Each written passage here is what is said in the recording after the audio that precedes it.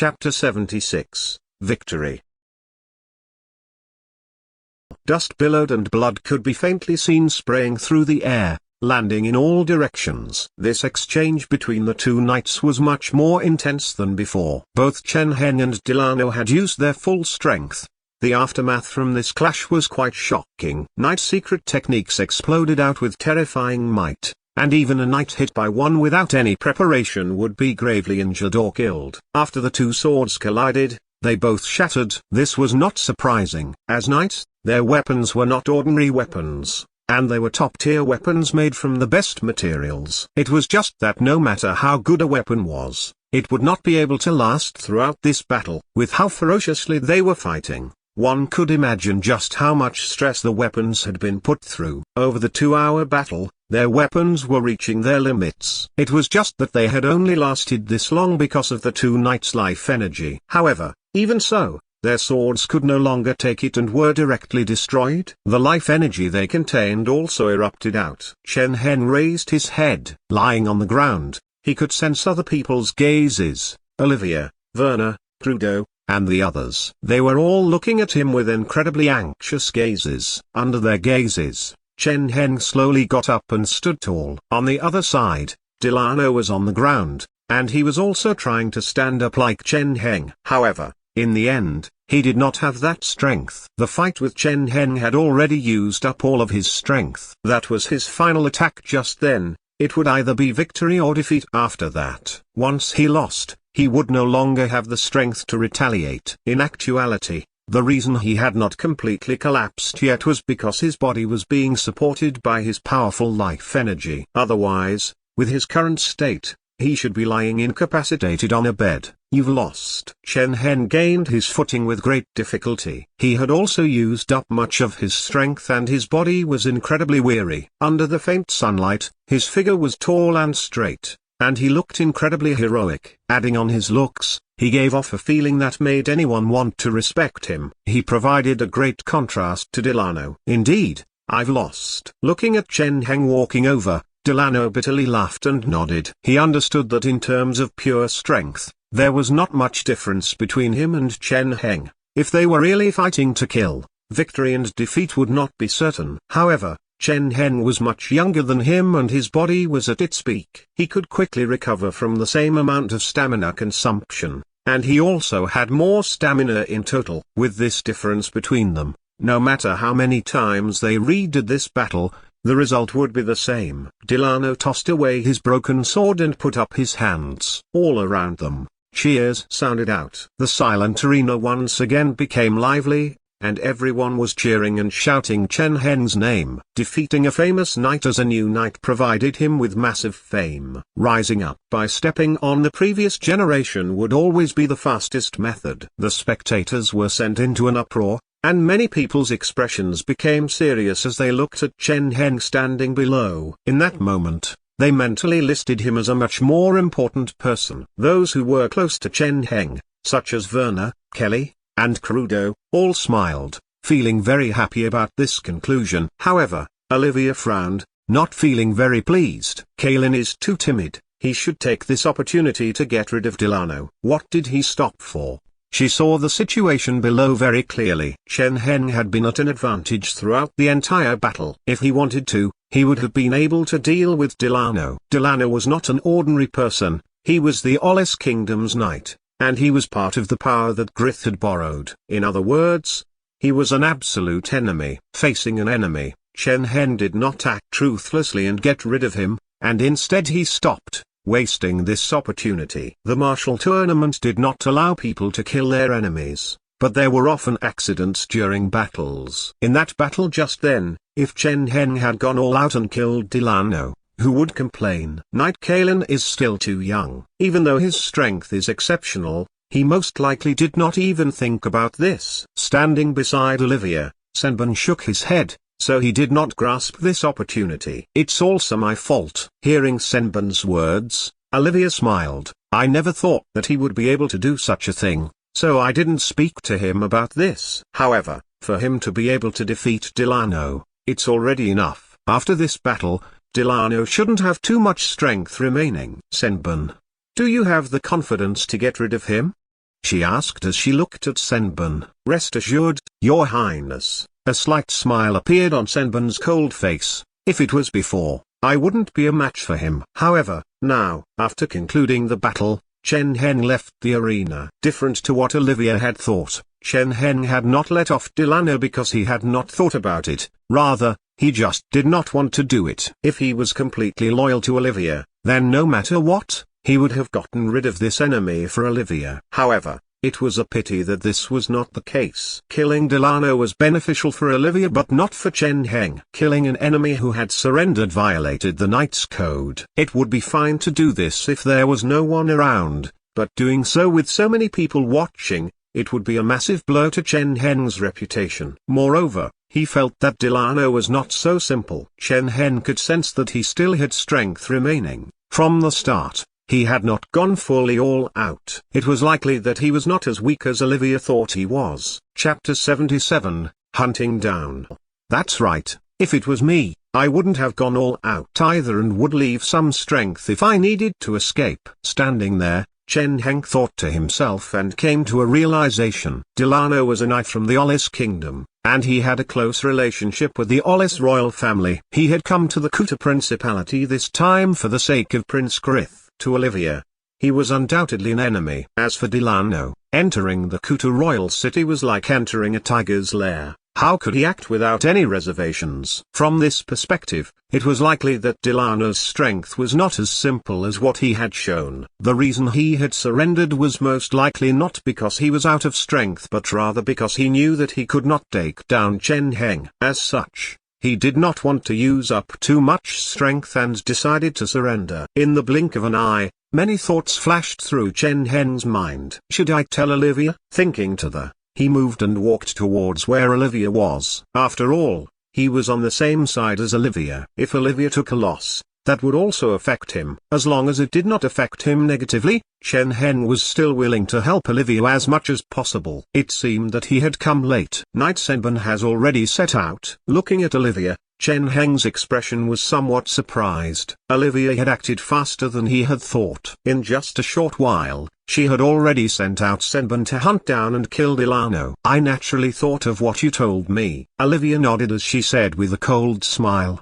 But so what? He had a massive battle with you and used up much of his strength. That is an indisputable fact. Right now, even if he has a bit of strength remaining, he might not be able to defeat Senbun. And that's not factoring in the 500 soldiers with Senbun. Hearing this, Chen Heng felt quite startled. 500 well-trained, well-equipped elite soldiers had been sent out with a knight. Even for Chen Heng, he would have a hard time against such a force. For such a force to deal with a weakened Delano, there should be no problem. Thinking to the, Chen Heng inwardly nodded and did not say anything else. Olivia gave a lazy stretch filled with charm. All right. Now that Senbun has left, you can replace him and guard by my side during this time. As a ruler, Olivia was very conscious of her safety. In the past, no matter what the situation was, she always had a knight protecting her. Since Senbun left, this role fell to Chen Heng. Chen Heng did not hesitate and placed a hand over his chest as he gave a slight bow.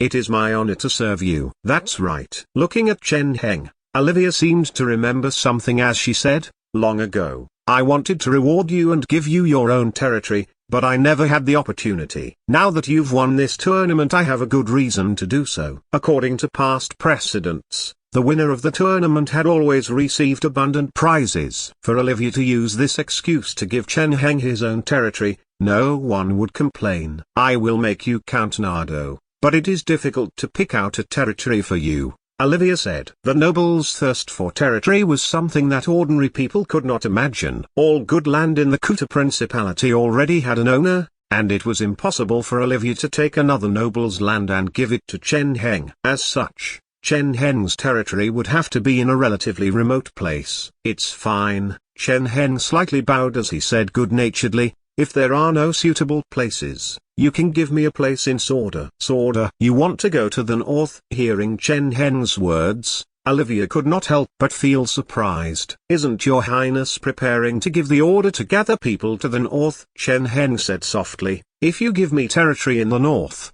that will motivate even more people to go to the north. So it's like that. Olivia fell silent for a few moments before nodding, but that will be unfair to you. Not at all, Chen Heng smiled. I'm glad to be helping your highness. Hearing those words, Olivia gave him a deep look and inwardly sighed. After the martial tournament concluded, time gradually passed. Soon, it had been 3 days since Chen Heng began guarding by Olivia's side. 3 days later, news finally arrived from Senbun. He had followed Olivia's orders to ambush Delano, wanting to get rid of him. However, they were unable to achieve anything. Delano did not come by himself. There was a small force covering him as he left. Standing before Olivia, Senbun's face was ashen as he said, "Those people from Shadow's Touch were also hired to protect him. I stopped him many times, but I was unable to prevent him from leaving." This operation was undoubtedly a failure. Just as Chen Heng had expected,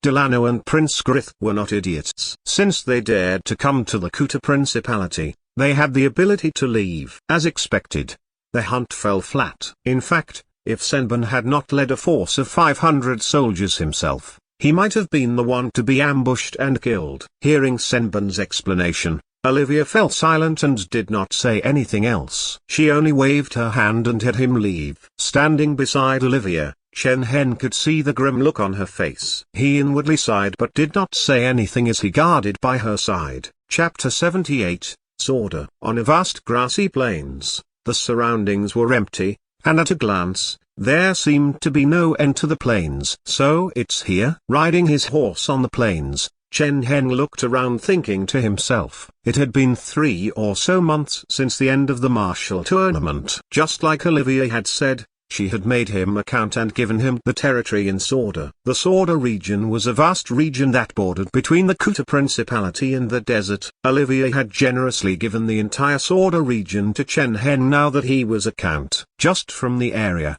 Chen Heng's territory was much larger than other rulers' territory. However, this was just a number. In actuality, because Sorda bordered with the desert, many areas within it were occupied by outlanders. It would be quite difficult to unify the entire region. Moreover, even if Chen Heng could unify this region, there were not that many subjects he could tax. According to Chen Heng's estimates, the number of subjects he would have in the entire Sorda region would only be in the tens of thousands. This sounded like a lot, but spread across such a vast region, it was quite lacking. After coming to this territory, Chen Heng did not do much. He just went around with the guide and Crudo, examining this region. A certain great figure had once said that those who did not do investigations did not have the right of speech. Chen Heng felt that this was true. The importance of information was not something that could be disregarded. As such, after arriving here, the first thing Chen Heng did was investigate, wanting to know more about this land. After doing much observation,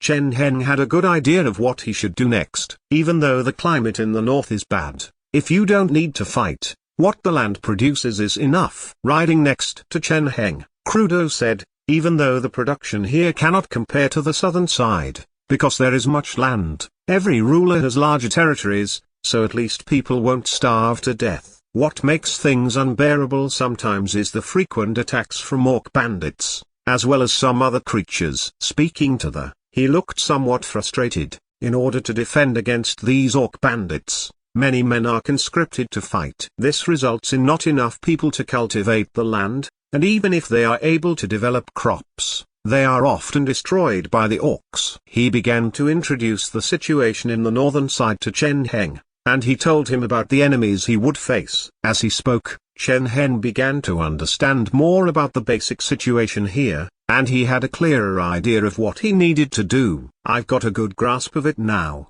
Chen Heng said as he nodded and looked at Crudo. I'll be troubling you for the next while. Chen Heng had not come here by himself, he had brought many people with him, including Crudo. Now, Chen Heng began to establish his own territory. Honestly speaking, wanting to start building from scratch in an empty area was a very difficult thing. Fortunately, Chen Heng had both wealth and manpower. Compared to other people, he had many advantages. His wife was Verna, a princess, which meant that he had a close relationship with the royal family.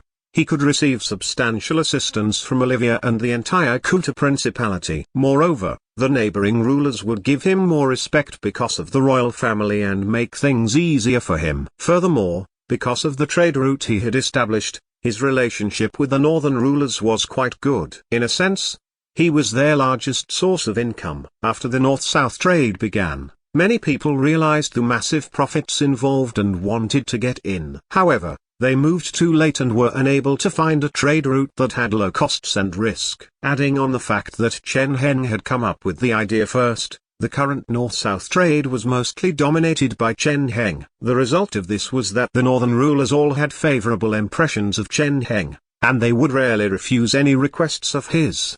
The massive profits from the trade also made Chen Heng's life quite easy, so he did not have to be as frugal. There was also the fact that he was a powerful knight. This was the most important point. In this age, the effect that a knight could have was something ordinary people could not imagine. With Chen Heng's strength, if he led a force of 100 guards, those scattered outlander bandits would be nothing to him. However, despite having all kinds of advantages, things were still somewhat difficult for Chen Heng. After all, the conditions in the northern side were quite poor, making things harder for him. However, he did not feel dispirited. Long before he had come here, he knew what the situation would be like and was mentally prepared. As such, these conditions were unable to discourage him. Just like that, Count Kalin established his roots in Sorda. Right after arriving, he began to act. Chen Heng led Crudo and others to patrol around, getting rid of some bandits and small tribes, making those people all slaves. Following this,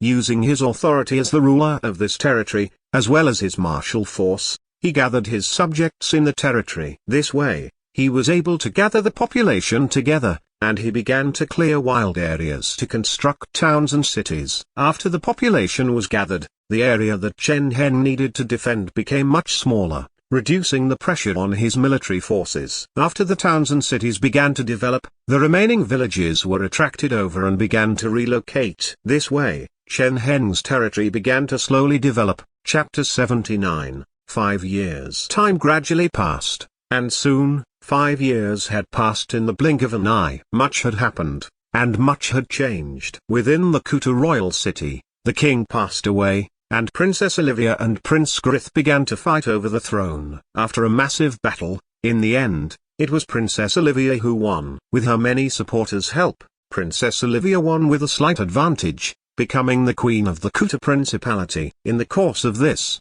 Chen Heng had done much. He had faced the Olis Kingdom's 3 knights by himself, and he had killed them all. After this battle, he had been titled the new royal family guardian knight, and he took over Koripo's position. After becoming the queen, in order to reward Chen Heng and her other supporters, Olivia stripped the territories from Grith's supporters and gave them to her own supporters. After that final battle, the situation in the Kuta Principality began to stabilize. As the queen, Olivia remained within the Kuta royal city. As for Chen Heng, he mostly stayed in Sorda. After 5 years had passed, the current Sorda was much different than how it used to be. If someone who had seen Sorda before Chen Heng went there saw it now, they would be completely shocked by how much it had changed. Compared to 5 years ago, most of Sorda was still wilderness, but there were many forts now. These were military structures that Chen Heng had based off the castles of this world. Even though their defensive powers could not compare to real castles, they were simpler to build and still had good defenses. At the very least, orc bandits without proper sieging tools could never force their way in. The forts surrounded Sorda's borders, blocking many outlanders from the desert. Because of this, the towns and cities behind them were able to develop well. During these 5 years, the towns and cities that Chen Heng had established became more lively. Even though they seemed quite simple and there were not many people on the streets, they were still filled with life. If one looked around, they would see that there were all kinds of outlanders working in the fields. These were the outlander slaves Chen Heng had obtained from the desert. They were used for construction and labor. Every year, they would obtain a large number of slaves from the battles in the desert, and these slaves had many uses. Those who behaved well were allowed to work in the fields, and those who were dangerous were made to do dangerous things. such as being cannon fodder. It was because they had these slaves that Chen Heng's territory was able to develop so quickly. What was ironic was that among these slaves, many of them had been sold by their own tribes. Different to other rulers, after Chen Heng came here, while he resisted invasions from outlanders, he also tried to find ways of forming relationships with outlanders. He knew that even though the outlanders had different appearances to humans, they also had self-awareness and intelligence. It was just that their civilization was less advanced than humans. As long as they had self-awareness and intelligence, there was a possibility of negotiating with them. After much effort, he had established contact and agreements with a few outlander tribes. These outlanders provided Chen Heng with all kinds of desert specialties and slaves, while Chen Heng provided them with crops and food. To most people of this world, Chen Heng's actions were quite shocking. In the past, perhaps some people had thought about trading with outlanders, but most of them had died at the outlanders' hands and become their dinner. Most of the outlanders ate people. There were definitely not many people who had established contact and trade agreements with outlanders like Chen Heng. Just like that, he was able to obtain large amounts of desert specialties and slaves directly from outlanders. He could use the slaves himself to save on costs, while he could send the desert specialties to the south to earn high profits. And the only thing that Chen Heng paid was some crops and food. Other northern rulers might not have a large amount of crops, but now that Chen Heng had a trade route, this was not very difficult for him. Over the years, with Olivia's lead, some other nobles had also joined in the north-south trade, and there were some people who were successful. However, with Chen Heng's foundation, it would take some time before they would be able to reduce his market share. As such, Chen Heng was still able to obtain massive profits every year. Did Her Majesty kill people again? Chen Heng asked while sitting within his silent room, looking at the person in front of him. Yes. The person in front of him sighed and said, "This time, 3 families were deemed traitors and were suppressed by Her Majesty, and their territories were taken away." Just what does Her Majesty want to do? Hearing this, Chen Heng could not help but frown. Over the past few years, after Olivia had ascended to the throne, her personality had become more and more terrifying. Back when she was only a princess, because of her mother's influence, she had taken to having lovers, and it was said that she had 3 or 4. It was said that after she became queen, she had let loose and taken in beautiful youths from all over the land and kept them in her palace. Even though nobles were known for being quite unruly, this was a bit too much. Of course, such opinions were subjective, and perhaps to other people, it was not a big deal. However, after she took the throne, she became more and more tyrannical. It was all right at first, but as time passed, every now and then she would put someone to death. She would use all kinds of excuses to also take land from nobles. This caused many people to feel terrified. Moreover, Olivia did not seem like she would stop, and this instead became more and more frequent. Even Chen Heng began to feel quite concerned. Chapter 80, Olivia's Power.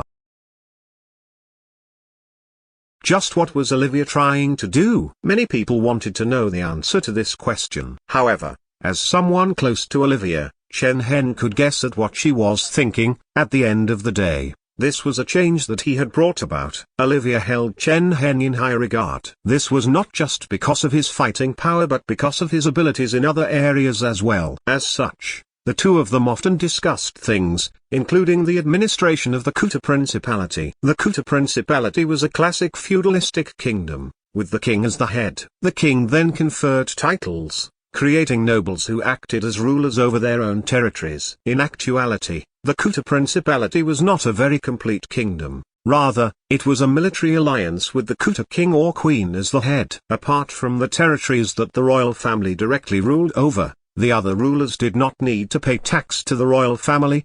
They only needed to provide military support and conduct certain tasks now and then. Even these duties were not always enforceable. When the royal family was powerful, the rulers would naturally be obedient and would not try anything. However, once the royal family went into decline, they would not necessarily be so obedient. When that time came, It would be good for them not to make any trouble for the royal family. How could they continue to act loyally? Even though having many nobles ruling over their own territories saved on the costs and effort of governing the kingdom, it brought with it its own risks. When the royal family became weakened and could no longer suppress the nobles would sometimes gather together and attack the royal family. This had happened many times before in the Kuta principalities past. The current royal family seemed to have been established like this. As a transmigrator, Chen Heng could naturally see the hidden risks in this structure, and he had mentioned them to Olivia. Because of what he had told her, Olivia took the initiative to weaken the nobles and even took land away from some nobles. In actuality, every generation of king and queen would do such a thing. After all, it was every monarch's instinct to make themselves more powerful and others less powerful. It was just that Olivia's actions seemed a bit too rushed and tyrannical. Observing Olivia's actions, Chen Heng could not help but frown. She was not wrong in wanting to weaken the nobles and taking their land. However, she needed to find appropriate reasons and excuses, which would allow her to continue to suppress them. If she did not have a proper reason or excuse, this would result in intense anger and fear from the nobles, resulting in them viewing Olivia with hostility. Without absolute power to suppress them, this could result in unfavorable outcomes. When things reached an extreme, they often moved in the opposite direction. The nobles of this world held great power, and they were not to be underestimated. If they were really forced into a corner, the power that they could explode out with would be terrifying. However, Olivia did not have any proper reasons or excuses. Otherwise, Chen Heng would not have frowned when hearing about what she had done. As for absolute power, Chen Heng thought to himself. Olivia's power came from three sources. The first was her own territory. This had been given to her by the late king, and she had developed it for many years. It was her own territory and was quite stable. The second was her position as queen and the royal family's power. This power was quite great, and it had been accumulated by the royal family.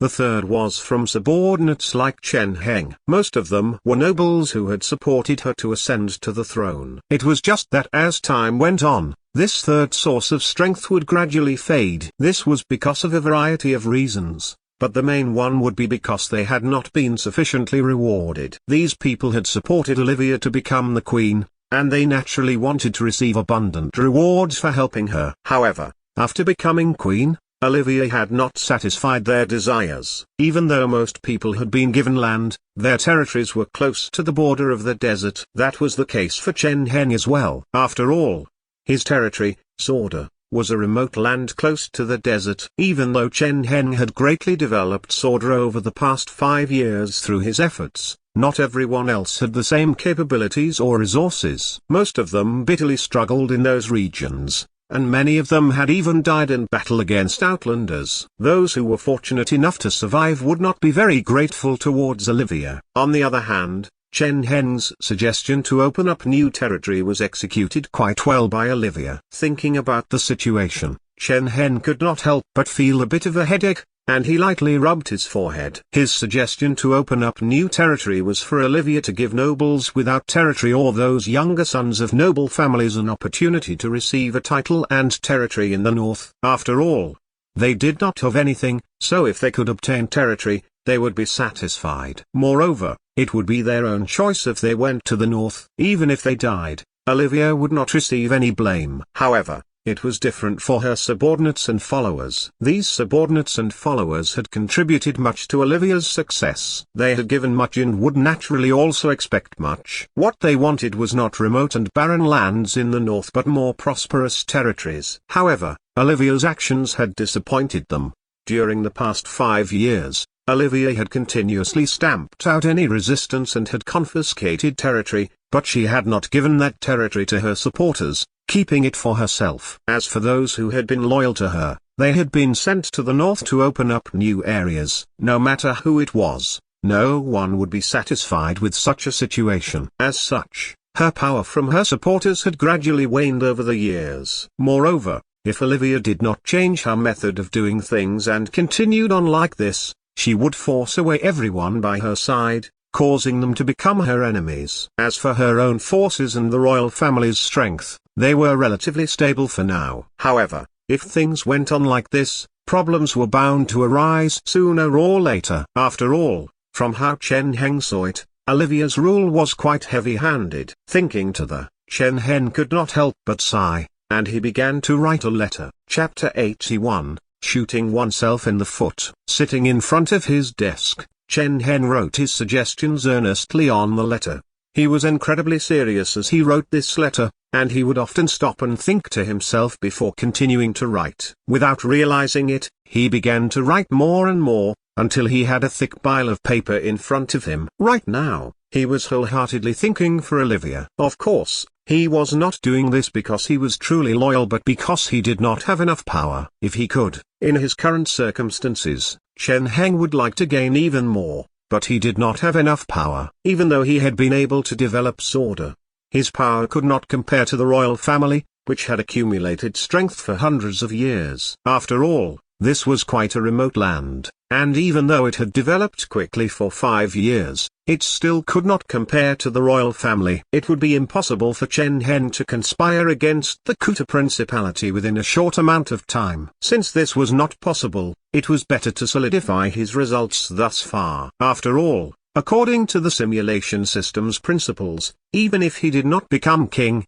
as long as he could affect the entire Kuta royal city, he would still be able to obtain more points. Only after finishing the very thick letter did Chen Heng stop. He sighed and had someone take this letter away and deliver it to Olivia. However, despite having written this letter, Chen Heng was not very optimistic about the effects that this letter would have. That was how things often were. Even if one knew what the right thing to do was, they would not necessarily do it. Moreover, with Olivia's personality, she might not actually believe that Chen Heng's suggestions were correct. On the contrary, she might think that he was too weak and twist his ideas. The results would be difficult to predict. However, despite knowing that the effects would not be great, Chen Heng still did this. After all, since he had benefited from Olivia, he would still try to help her. After finishing the letter, Chen Heng walked out of the room and came outside. There were 2 people strolling about in the courtyard outside. One was a woman wearing a long dress, holding a small boy. The small boy only looked 2 or 3 years old, and he seemed quite lively. He was running all over the grass and often fell over. Fortunately, the grass was quite thick so he was fine even if he fell over. On the side, the woman gave a kindly smile as she looked at her child, watching over him. Werner. Chen Heng turned and looked at the woman and smiled. Werner immediately looked up. After 5 years, Werner's appearance had not changed too much. Back when she had married Chen Heng, she had only been around 16 years old. Now that 5 years had passed, she did not look too different but looked somewhat more mature. Faint sunlight shined on her body, making her smile look even more enchanting. Hearing Chen Heng's voice, she turned and looked at Chen Heng, and a blissful smile appeared on her face. After 5 years, Chen Heng and Werner had had a child. Their relationship was still very good, and they had not separated much over the past 5 years. They had not had many fights either, and they would always spend time harmoniously together with smiles on their faces. They were a model couple. Chen Heng kept all of the vows he had made to Werner back then. He did not get close to any other women and would never go back on his promises. In the past, Werner would occasionally throw tantrums, but Chen Heng would always smile and treat her patiently and not fight with her. 5 years later, their relationship was still very harmonious, and it was something that many people admired. What did Big Sister do?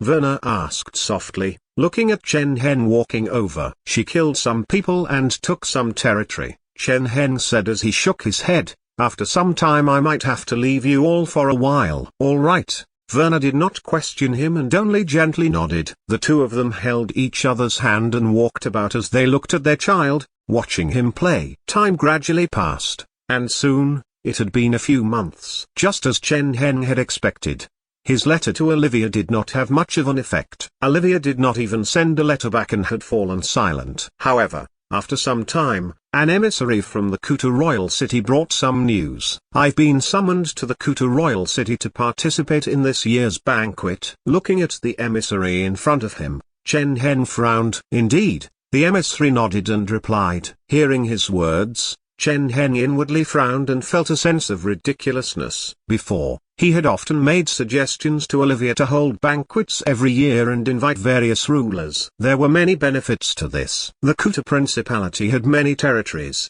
and most of them were not very close to the Kuta royal city. Adding on the transportation systems of this world, it would take quite long for a trip to the Kuta royal city. Sometimes, if a ruler wanted to travel from their territory to the Kuta royal city, it would take them 2 or 3 months. As such, just the time it took to travel to and from the Kuta royal city would sometimes take around half a year. Olivia summoning the rulers to the Kuta royal city would make them waste much time on the way, reducing their control over their territories. Rulers usually stayed within their territories and were essentially like a faux emperor within their territories. However, once they left their territory for a long time, someone else would have to take over in the meantime. This way, they would lose some control over their territories. At the same time, the journey would use up much of their strength, energy, and money, making them quite tired. As such, Olivia had done this in the past. In response, most rulers felt quite bitter,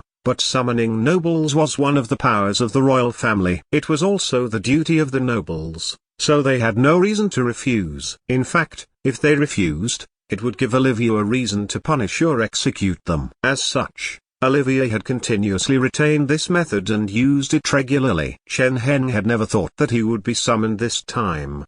Did I shoot myself in the foot? Chen Heng thought to himself. The distance from Sorda to the Kuta royal city was not extremely far away, but it was not close either. Even if it was faster than others, it would take him nearly a month to arrive. Adding on the time for the banquet, as well as taking care of matters in the Kuta royal city, it would take him 4 or 5 months to get back. Chapter 82, Seeing Olivia Again. This really is. Thinking of his current situation, Chen Heng could not help but shake his head, feeling quite complicated. Over the past few years, Chen Heng had heard much about nobles who were summoned to the Kuta royal city. Uprisings often happened in their territories. Some pitiful nobles faced all kinds of accidents during their travels, and some were killed by bandits. Because he was Olivia's family as well as one of her supporters, he had never been summoned. He had never expected that he would be summoned this time. Thinking he inwardly shook his head. He knew that this was most likely because of that letter from before. Perhaps for Olivia, Chen Heng's letter was not a suggestion but a rejection of her authority. Was this a warning? Chen Heng was not sure.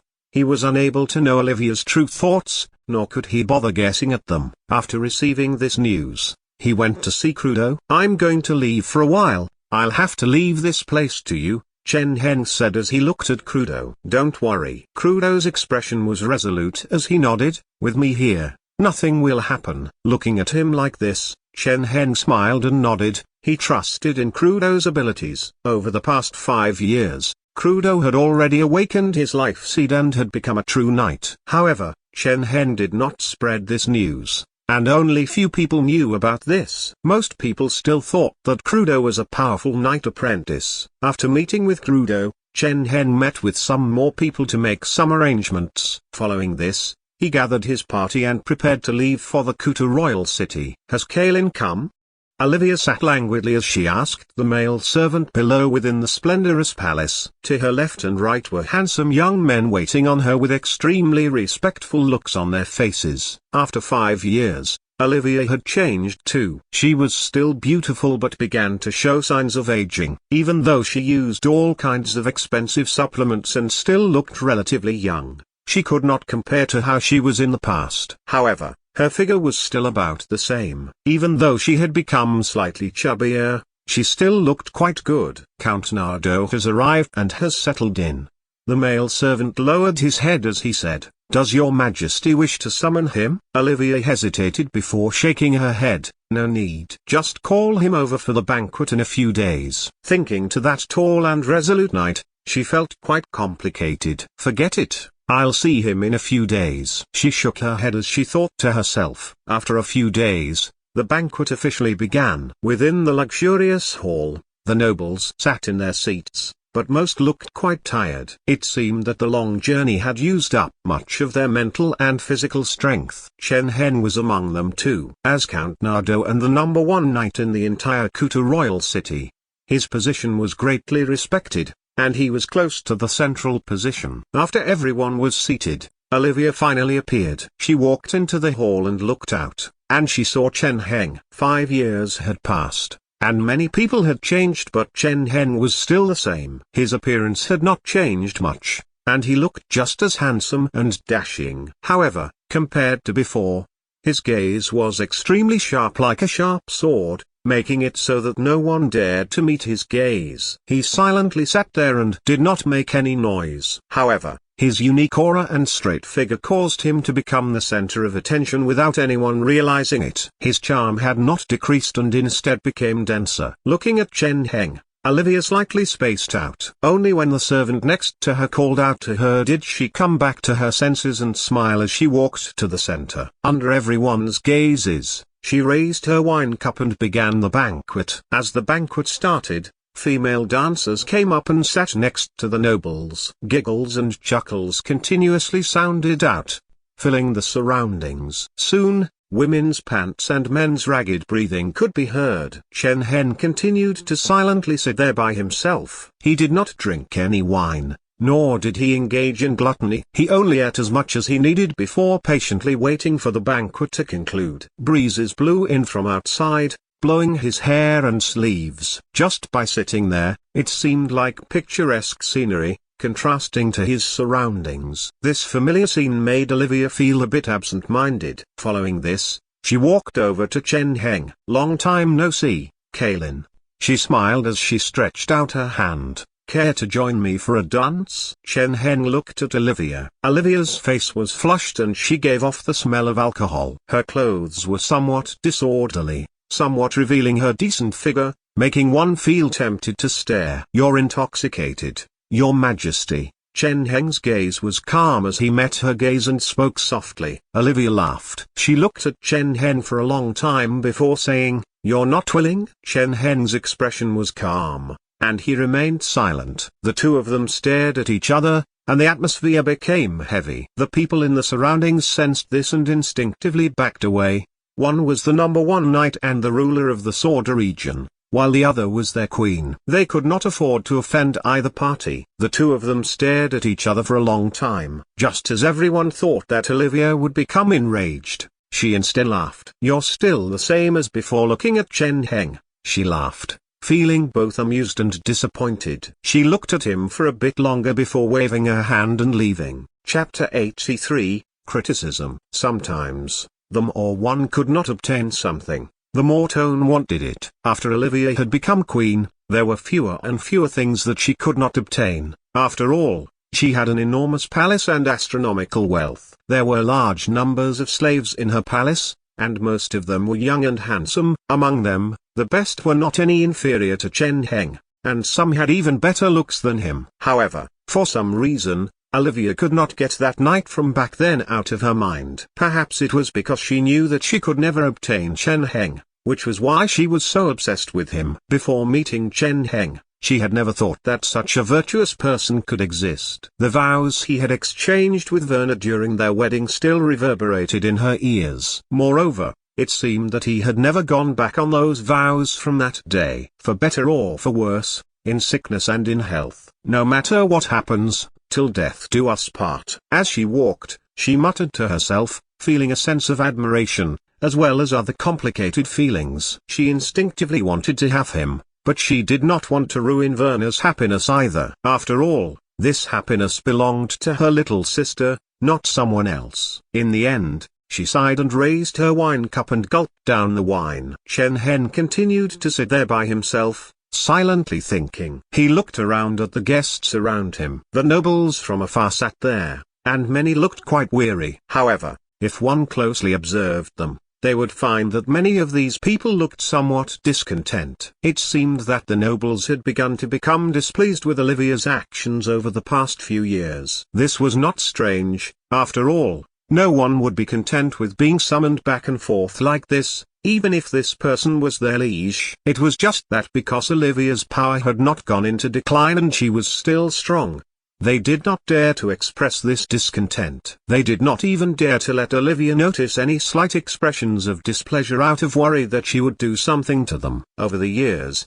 Olivia's temper had become worse and worse. If anyone dared to offend her, their outcome would be horrible. As such, they could only feel angry but did not dare to say anything. However, no matter what, these feelings of discontent would only continue to pile up until they exploded out. Once the royal family became weaker, there might be an uprising. However, before that, Chen Heng thought to himself, everyone, continue to drink. Above, Olivia raised her cup and laughed. Don't worry, there is plenty of wine, take your time. Her face was bright red and gave off a stench of alcohol. It seemed that she was somewhat drunk, and her actions began to become more and more disorderly. She would randomly burst out with laughter, not having the grace or dignity of a queen. All around, the nobles forced smiles on their faces. Even though they were unhappy with Olivia, they could only raise their cups and continue to drink. No one dared to suggest anything to the contrary, because with Olivia's current temperament,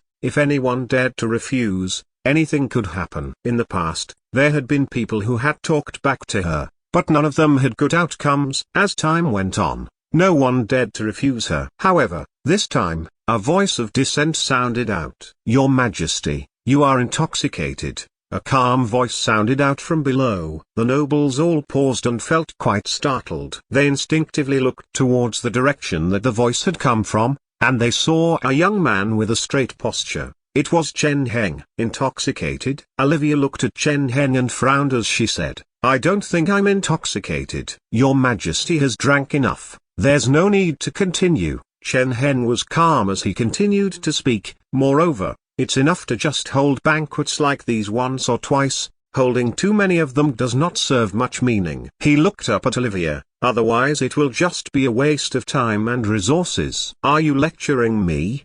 Olivia's smile did not change, but her gaze became sharp as she stared at Chen Heng. I'm just speaking the truth, Chen Heng said calmly as he looked at Olivia. 3 years. In just 3 years. In order to participate in your Majesty's banquets, many people traveled day and night. As such, many of them died in foreign places, and their corpses were unable to even be properly buried. He listed the tragedies that happened to many nobles in front of everyone present. Every sentence he spoke, Olivia's expression seemed to become colder, until it became terrifying. She stared at Chen Heng with flames of fury burning in her eyes, as if she was about to explode. Well said. However, some guests inwardly supported Chen Heng. In the past, because of the pressure from Olivia's power, they did not dare to say anything and could only hold it in. Now, someone was finally willing to stand up and speak for them. Because of their fear of Olivia, they did not dare to openly support Chen Heng, but in that moment, they began to feel much more favorable towards Chen Heng. Kaylin, just what do you want? Olivia's eyes widened as she furiously glared at him. If you don't want to drink, then get the hell out. I'm just telling you the truth. If your Majesty does not want to hear it, that's fine. Looking at Olivia, Chen Heng did not say much else before directly leaving. Looking at Chen Heng's departing figure, the people in the surroundings were filled with respect. Sitting at the main seat, Olivia's emotions were the opposite. She looked at Chen Heng's back, her expression flickering. Only after a while did she come back to her senses. She gave a smile and continued to raise her wine cup as she drank with the nobles. The atmosphere in the hall became lively again. Looks like the effects were quite good. Sensing the gazes from the nobles around him as he left, Chen Heng smiled. To say such a thing in front of so many nobles, it naturally was not because he was bored but because he had a goal in mind. Chapter 84, Farming Reputation. Chen Heng was not opposing Olivia just for the sake of it. He had observed the surrounding nobles and came to the conclusion that they were quite dissatisfied with her actions in recent years. It was just that because of Olivia's temperament and power, they did not dare to resist or even say anything. At a time like this, if someone was willing to represent them and speak on their behalf, that person would win much goodwill from them. This was what Chen Heng wanted. Having the favorability of the nobles would help him with his plan. If Olivia ruled calmly and stably and her power did not decline, then it would be fine. However, if her power became weaker, the nobles would most likely rebel against her. When that time came, the peaceful Kuta Principality would be sent into chaos. However, the chaos would be an opportunity for Chen Heng. When that time came, because of his actions today, he would win the support of some nobles, who would become part of his strength. As for any retaliation from Olivia, Chen Heng was not afraid. After all, he was not an ordinary noble. As an individual, he was the Kuta Principality's guardian knight. During the years after Korapur had left, he had become the #1 knight and had great reputation and fame. Let alone the Kuta Principality, he was famous even in Olis and other kingdoms. If Olivia really did dare to do anything to him, she would be greatly criticized before she could do much. Moreover, Chen Heng was a powerful knight who was close to becoming a great knight, and he was one of the Kuta Principality's trump cards. No matter how stupid Olivia was, she would not force Chen Heng away. With Chen Heng's fame and strength, if he wanted to go to another kingdom, he would be able to easily obtain a prosperous territory and high position. Olivia knew this clearly, so she would not go too far. Moreover, Chen Heng's wife was her little sister, so she would at least consider her little sister's feelings. As such, even if Olivia wanted to do anything to Chen Heng,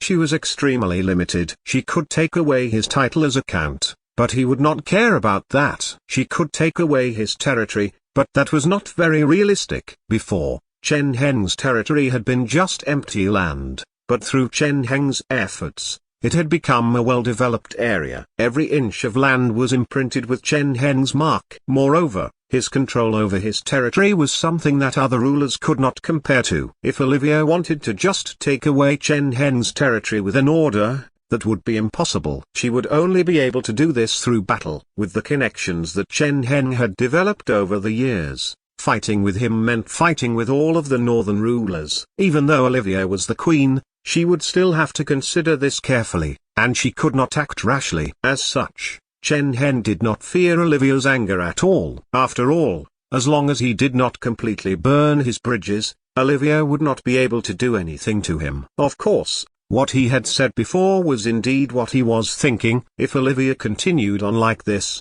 she would force the nobles into a corner, which could create a dangerous situation. If she was able to accept what he had said, it would be beneficial to everyone. If she was not able to, Chen Heng would have to start making preparations now. Thinking to the, Chen Heng turned and looked at the palace. Compared to before, the palace seemed to have gone through many changes, and it looked much more splendorous. It seemed that after ascending to the throne, Olivia had spent much effort on renovating her palace. Chen Heng also heard that Olivia had many male servants in this palace. All of these things were somewhat disappointing. Thinking of the intelligence he had obtained, Chen Heng smiled before leaving. In the next few days, the banquet continued on, but Chen Heng did not participate. He just remained in the Kuta royal city. However, some rumors began to spread. Some people said that Knight Kalen had visited Queen Olivia and had tried to give her suggestions, but he was chased out by her. Others said that Knight Kalen was punished by Queen Olivia and had been heavily injured. Many different rumors spread quite quickly. Because of these things, the various nobles' impression of Chen Heng became even better,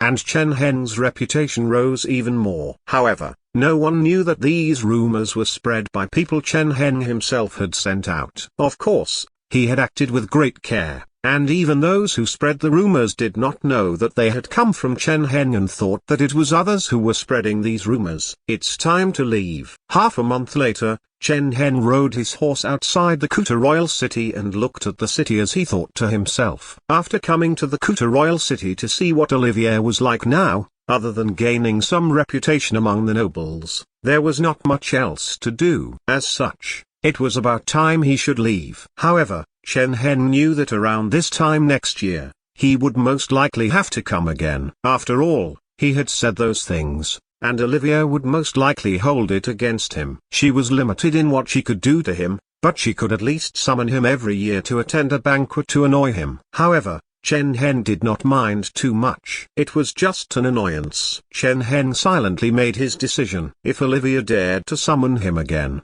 he would act like a loyal subordinate and try to advise her in order to farm reputation and goodwill with the nobles. Following this, Chen Heng began his trip back. On the way back, he was incredibly careful and wary. Even though he knew that Olivia was not stupid enough to send people to kill him, this world was filled with unknown variables, so it was still important to stay cautious. Fortunately, Nothing out of the ordinary happened on the way back. Apart from encountering some unlucky bandits, they did not see anyone else. Just like that, Chen Heng returned to Sorda, his territory. Time gradually passed. Soon, another 10 years had passed. Over these 10 years, Chen Heng's territory had become incredibly prosperous. Within the city, residents walked about, and occasionally, some warriors and mercenaries with swords and sabers could be seen. Sometimes, some orcs from the desert could also be seen walking about. Chapter 85,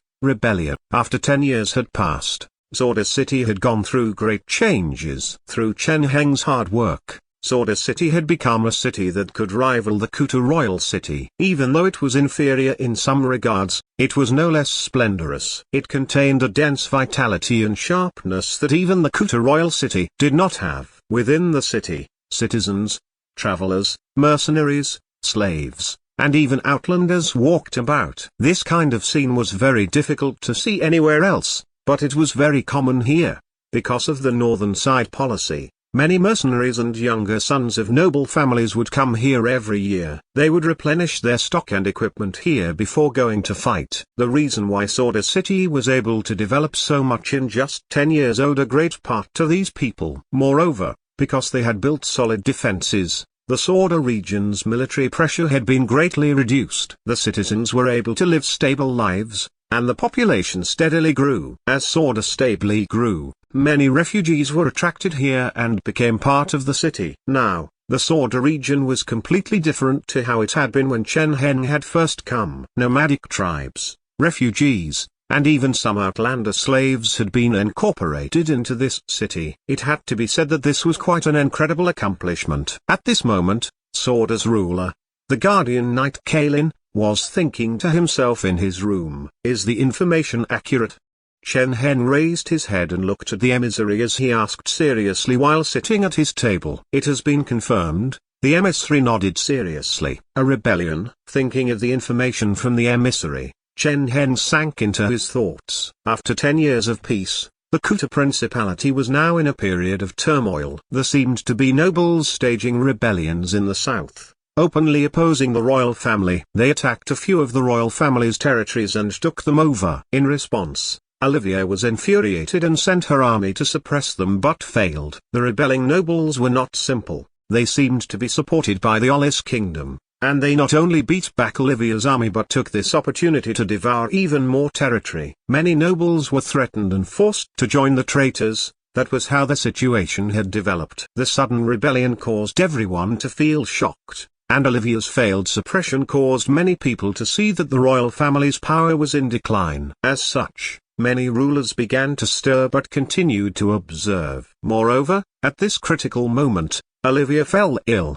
Her illness was quite severe, and she would often fall unconscious and occasionally cough up blood. Those symptoms made everyone think of the previous king. Back when the previous king had been confined to his bed, he often had such symptoms. It had not been too bad at first, but as time passed, it became worse and worse until he could not take care of himself. Now, Olivia seemed to have been stricken with the same illness. Once this news was spread, everyone became quite anxious. Different to the previous king, Olivia did not have any heirs. No heirs did not mean no children, rather, it meant that she did not have any legal children who could succeed her. In actuality, with how many male servants Olivia played around with, it would be incredible if she did not have any children. However, the children born with the male servants were all viewed as illegitimate children, and they did not have any rights to the throne. In the end, she did not have a single legitimate heir. As the queen, Olivia had not married anyone,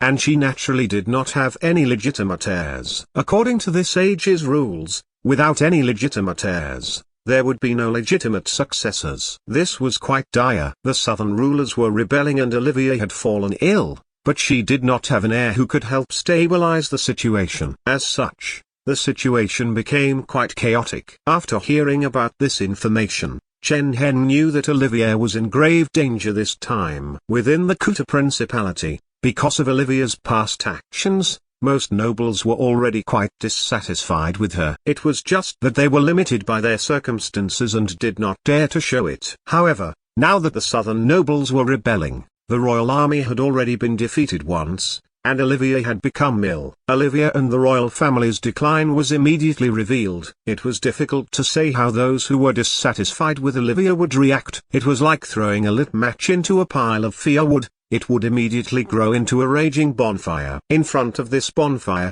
Olivia's situation would become quite grim. Chen Heng silently thought to himself. After 10 or so years, the current status quo was different than before. During these 10 years, Olivia's territory had greatly grown. However, that territory was mostly taken from other nobles, so they were quite disorderly. They had not been properly administered either, so they could not count as part of her strength, and it was just land under her control. Even though Olivia had used various methods to take other people's territory over the years, her management was still quite lacking. Using those outdated administration methods for an increasingly growing region made it so that they could not be managed properly. As such, to Olivia, these new territories were not part of her strength, and in a sense, they were a burden. What could count as her strength were still her original territories. Those territories were split between the territories she had when she was a princess and the territories she had gained after becoming queen. She could most likely bring out 10,000 soldiers from the former, and as for the latter, from how Chen Heng saw it, if Olivia was truly resolved to fight to the end, she could bring out 30,000 to 40,000 soldiers from the royal family's territories. Of course,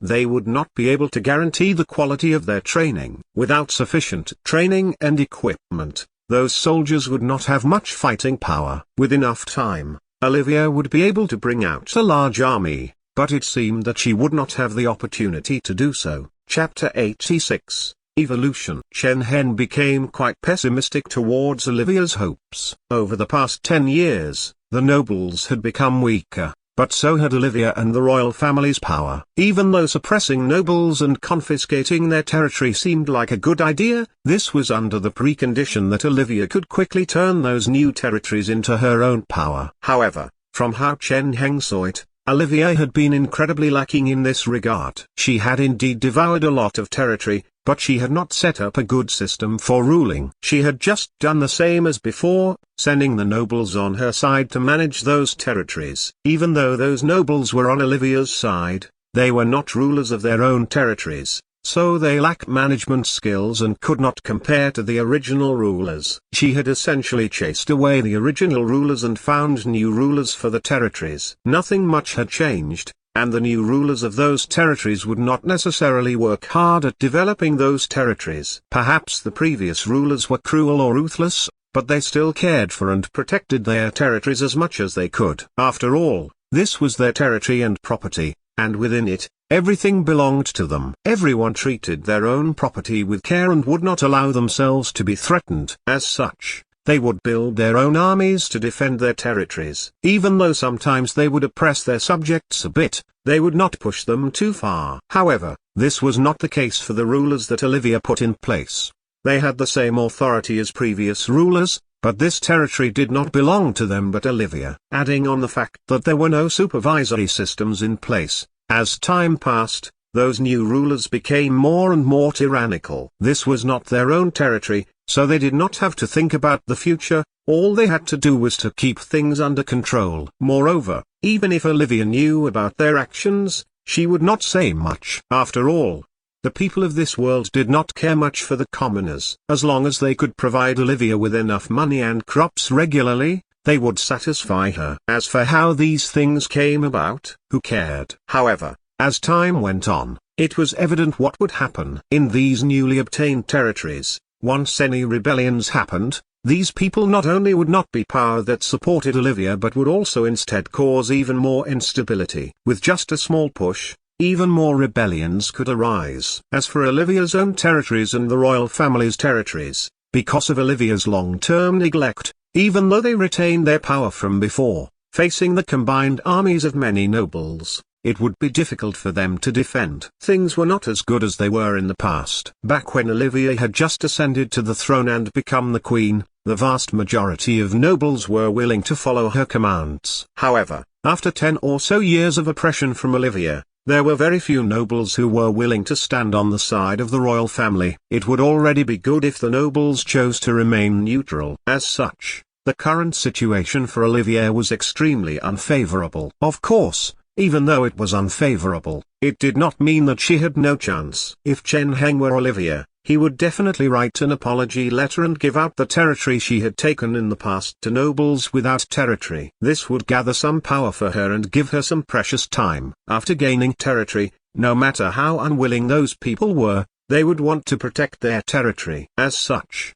they would have to fight against the rebelling army and fight for Olivia. With those people, Olivia would be able to obtain precious time and gather her army. Now, it was time to see what Olivia would decide. Standing there, Chen Heng's expression was calm as he thought to himself. Time gradually passed, and as the two sides fought, a few more months passed. After those 2 months, the status quo once again changed. Just as Chen Heng had expected, in response to the rebelling army's attack, Olivia's response was incredibly slow, and bad news continuously came back from important battlefields. Wherever the rebelling army went, an uprising would immediately happen there, making it easy for the rebelling army to take over the territory. Under such circumstances, Olivia made yet another stupid decision. She gave the order for rulers near the rebelling army to engage the rebelling army in battle, but no one responded. This was to be expected. After Olivia's rule over the past 10 or so years,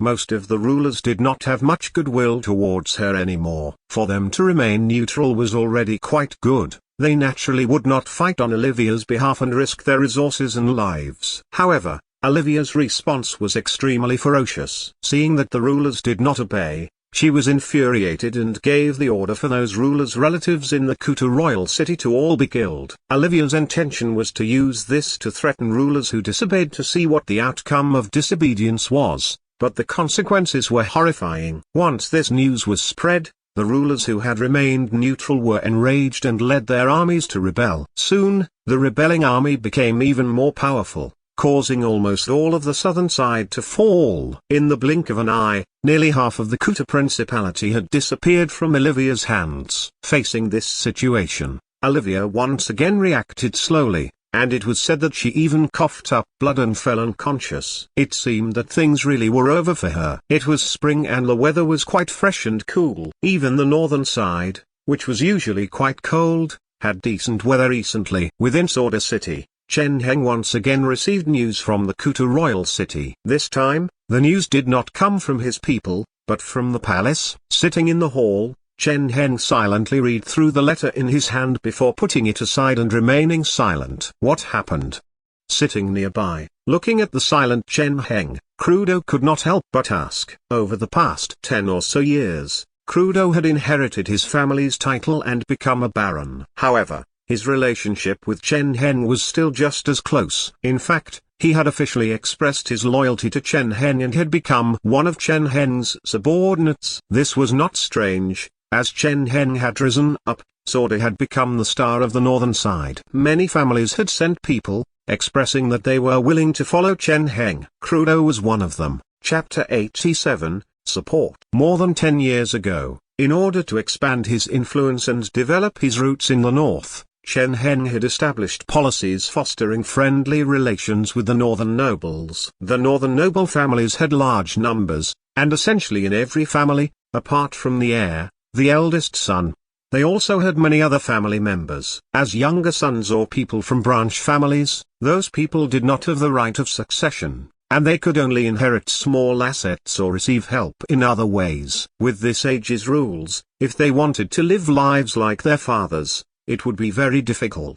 However, Chen Heng had resolved their issues to a degree. Different from other rulers, Chen Heng's territory had a complete bureaucratic system, which naturally needed a large number of enforcement officials. The younger sons of noble families and people from branch families were welcomed with open arms by Chen Heng. While most commoners were illiterate, because these people were born in noble families, they could all read and write, and some had particular skills in various areas. They were the best and only source of officials in this era. As such, over the past 10 years, as Chen Heng had developed, his territory had taken in a large number of people from noble families. At this point, naturally many people were loyal to him. However, among them, rulers like Crudo were quite rare. Of those who followed him, Most did not have their own territory and wanted to obtain territory through Chen Heng. Queen Olivia has given me the order to gather my army and engage the rebel army. Sitting in the hall, Chen Heng's expression was calm as he looked at Crudo and spoke. Engage the rebelling army?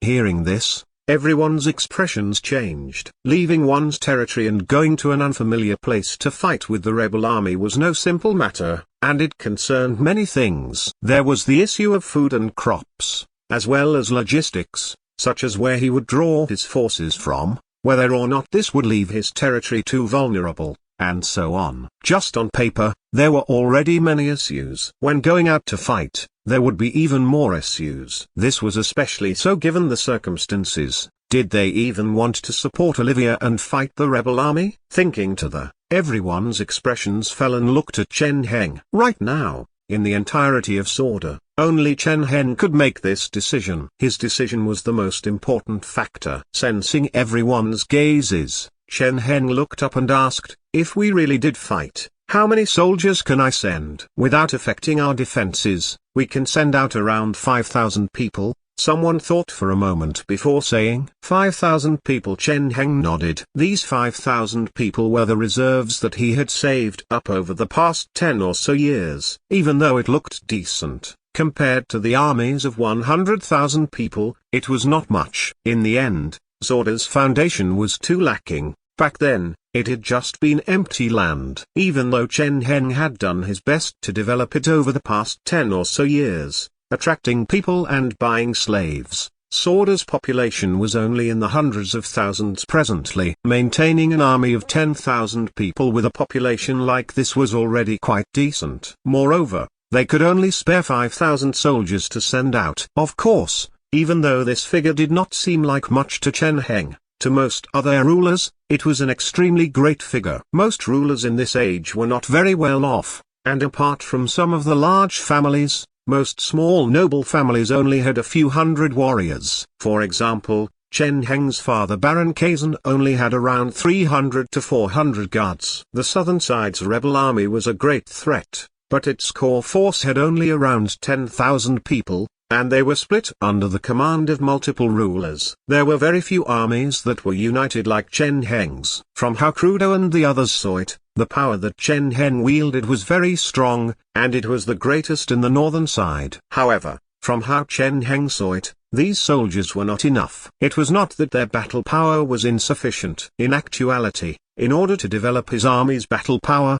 Chen Heng had spent much effort and resources. His army fought outlanders every day, and they were given excellent training and food. If their training standards were used in any other ruler's army, there would immediately be an uprising. Training, logistics, equipment, and experience, they lacked nothing. Such an army would not be lacking in battle power. Over the past few years, apart from fighting outlanders, Chen Heng's army had also fought with other northern rulers' armies. Even the most elite armies, when facing Chen Heng's army, would be easily defeated when fighting with similar numbers. The northern rulers' armies were constantly fighting all year round, so their battle power was naturally stronger than those of the southern armies. It was just that despite having enough battle power, it might not be enough to accomplish such a grand goal. If they wanted to just defeat the southern army, Chen Heng's 5,000 people would be enough. However, if they were to control those vast territories and achieve the effect that Chen Heng wanted, they were a bit lacking. Thinking to the,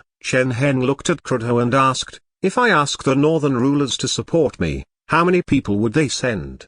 Chen Heng calmly asked. Looking at Chen Heng, Crudo stared for a moment. However, he quickly came to his senses and said seriously, the Aula family is willing to send 500 people. The Xo family is willing to send 300 people. The Solin family is willing to send 400 people. The Wido family is willing to send 300 people. Voices continuously sounded out. Apart from Crudo, there were a few other rulers present, who also expressed their loyalty to Chen Heng. In total, they were able to send 1,500 people. Send news to the other families, telling them that I want to invite them to a banquet in Sword. Hearing Crudo and the others' words, Chen Heng smiled and said, also, ask them to send some soldiers to support me. Chapter 88, Negotiation. Within Sword City, As Chen Heng's banquet unfolded, the city became incredibly lively. Many knights walked into the Sword City under the invitation of Count Nardo, participating in this banquet. It went without saying that this banquet attracted much attention. At the banquet, Chen Heng sat in the main seat and looked downwards. Around him, there were many different-looking people. There were 10 or so in total. They were all northern rulers, and they were the most prestigious group of people in the north. These people essentially formed the majority of the northern side's strength. Ordinarily, these people would remain in their own territories, and they would almost never all gather together. However, under Chen Heng's invitation, they had all come here to participate in this banquet. This demonstrated just how great Chen Heng's strength and reputation were. Count Nardo, are you preparing to send out your army to fight for Her Majesty? Below, an elder could not help but ask as he looked at Chen Heng. After his voice sounded out, apart from Crudo and the others who knew about this, everyone else glanced at Chen Heng. Sensing everyone's gazes, Chen Heng smiled as he said, "Indeed. In the end, Her Majesty is our queen, and since she has given the order, we should obey. I'm sure that it's not just me but that everyone present has received news from Her Majesty." Chen Heng scanned his gaze across everyone as he smiled and asked. Hearing his words, the others' expressions did not change. Just like Chen Heng, they had naturally also received word from Olivia's messengers. However, their reactions were all the same. They all ignored Olivia's commands and chose to sit by and watch. In the Kuta Principality, the northern rulers were quite an independent group. Not only were they ostracized by the other nobles, but they also naturally formed their own circle. They never really cared about Olivia, and they did not even trust that she could manage to survive this crisis. However, they had never thought that despite choosing to ignore Olivia's command, Chen Heng would gather them because of this. Could it be that he really wanted to follow Olivia's orders and fight with the rebel army? How would this benefit him? I don't want to lie to everyone. Sitting at the main seat, Chen Heng smiled before saying, I have already decided to send 5,000 soldiers to support Queen Olivia. I gathered everyone because I hope that you will also send your forces with me. Hearing these words, everyone else looked at each other. Not only was Chen Heng sending his own army, but he also wanted to drag them down with him. What was he thinking? If it wasn't for the fact that sitting in front of them was Chen Heng, the strongest person in the northern side, they might have directly left. Count Nardo. After a brief moment of silence, someone finally spoke up. Supporting Her Majesty is indeed good. He frowned as he looked at Chen Heng, but we need to protect our territories, so defending our territories is important. But given the current situation, taking out some soldiers temporarily will not change much, Chen Heng said calmly. Moreover, for us, supporting Her Majesty has its benefits. Benefits? The people below were surprised. What benefits are there? Territory, slaves, fortune. Chen Heng said, as long as we can defeat the rebel army, we can take all of those things from them. I am sure Her Majesty will not be stingy either and will generously give the traitors' territory to us, making it so that we do not suffer any losses. Territory, slaves, fortune. Hearing this, everyone came to a realization. So this was what Chen Heng was thinking of. He did not truly want to support Olivia, rather, he wanted the traitors' territory. After realizing this, they inwardly let out sighs of relief. Chen Heng's wife was Olivia's little sister, so his relationship with the royal family was very close. They were afraid that Chen Heng was moving out because of this and even wanted to rope them in as well. With Chen Heng's position in the northern side, if he asked the other rulers to move out with him, it would be difficult for them to refuse. Of course, they could choose to refuse now, but who knew if Chen Heng would take revenge in the future? In the past, there had been rulers who had opposed Chen Heng. However, those people all had pitiful endings, and the rulers of those territories were changed to people close to Chen Heng. Living in the northern side, everyone present was clear about Chen Heng's power. As such, they were able to let out sighs of relief. If Chen Heng was not acting out of emotion, that would be for the best. The traitors' territory? Thinking of what Chen Heng had said, the northern rulers felt immense desire. Living in the north, there was not anyone who did not want territory in the south. Compared to the north, the southern side was peaceful, had a good climate, and a large population. It was a much more prosperous area. If they could obtain territory in the southern side,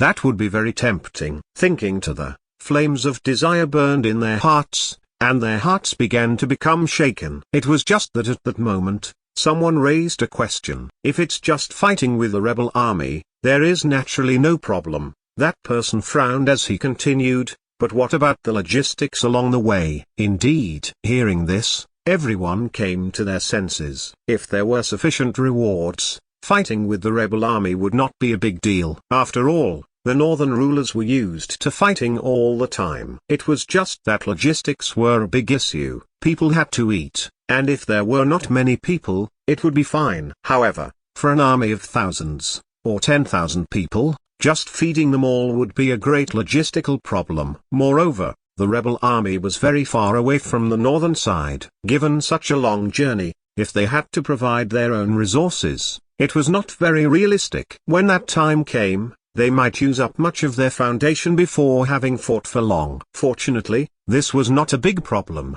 What are you so afraid for? Someone else gave a cold laugh. Worst comes to worst, we can just pillage. After all, we're helping Her Majesty fight. Who would complain if we took some food and crops? Chapter 89, Setting Out. That's right. Someone joined in and gave a cold smile. If they're not willing to support us, then they're on the rebel army's side, so we can take the opportunity to get rid of them too. Hearing this, everyone present began to laugh. Nobles were not as good as people thought of them to be. In this age, often, nobles were far more barbaric than commoners. Plundering and massacring were things that they often did. This was especially so for the northern side. For the northern rulers who often fought with the outlanders, it was incredibly normal. It had to be known that all of the northern rulers in front of Chen Heng, including Chen Heng himself, were all slave traders. To them, plundering was not a big deal. And it was not like they had not done it before. It was just that their target had changed from the outlanders to the southern rulers. As the various rulers became excited, Chen Heng gave a strange smile,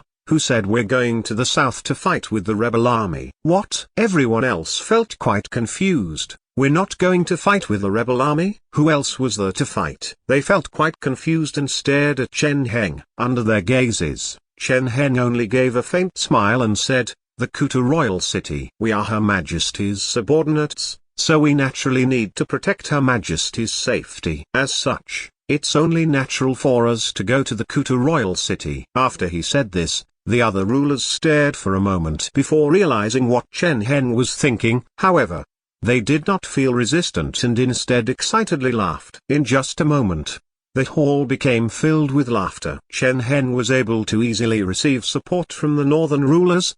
They were able to provide 5,000 soldiers in total. Different from the army in Chen Heng's hands, these 5,000 soldiers were drawn out from 10 or so noble families, and they were not one body. Their battle power could not compare to Chen Heng's 5,000 people because they were battle-hardened veterans, making them not much inferior. For the 10 or so rulers to decide to follow and send out soldiers with him, this was very good for Chen Heng. On one hand, this expanded the military force at Chen Heng's disposal, giving him greater strength to wield. On the other hand, because they had sent out 5,000 soldiers, the northern rulers had less strength in their own hands, so the Sword region would not be in any trouble during this time. Part of the reason why Chen Heng had left behind 5,000 soldiers was to defend against these northern rulers. Now, the first step of Chen Heng's plan was complete. He just now had to see how the situation developed. Under Chen Heng's command, the army from the 10 or so noble families quickly gathered and headed towards the Kuta royal city. Before leaving, Chen Heng first went to his own residence. "I'm about to leave.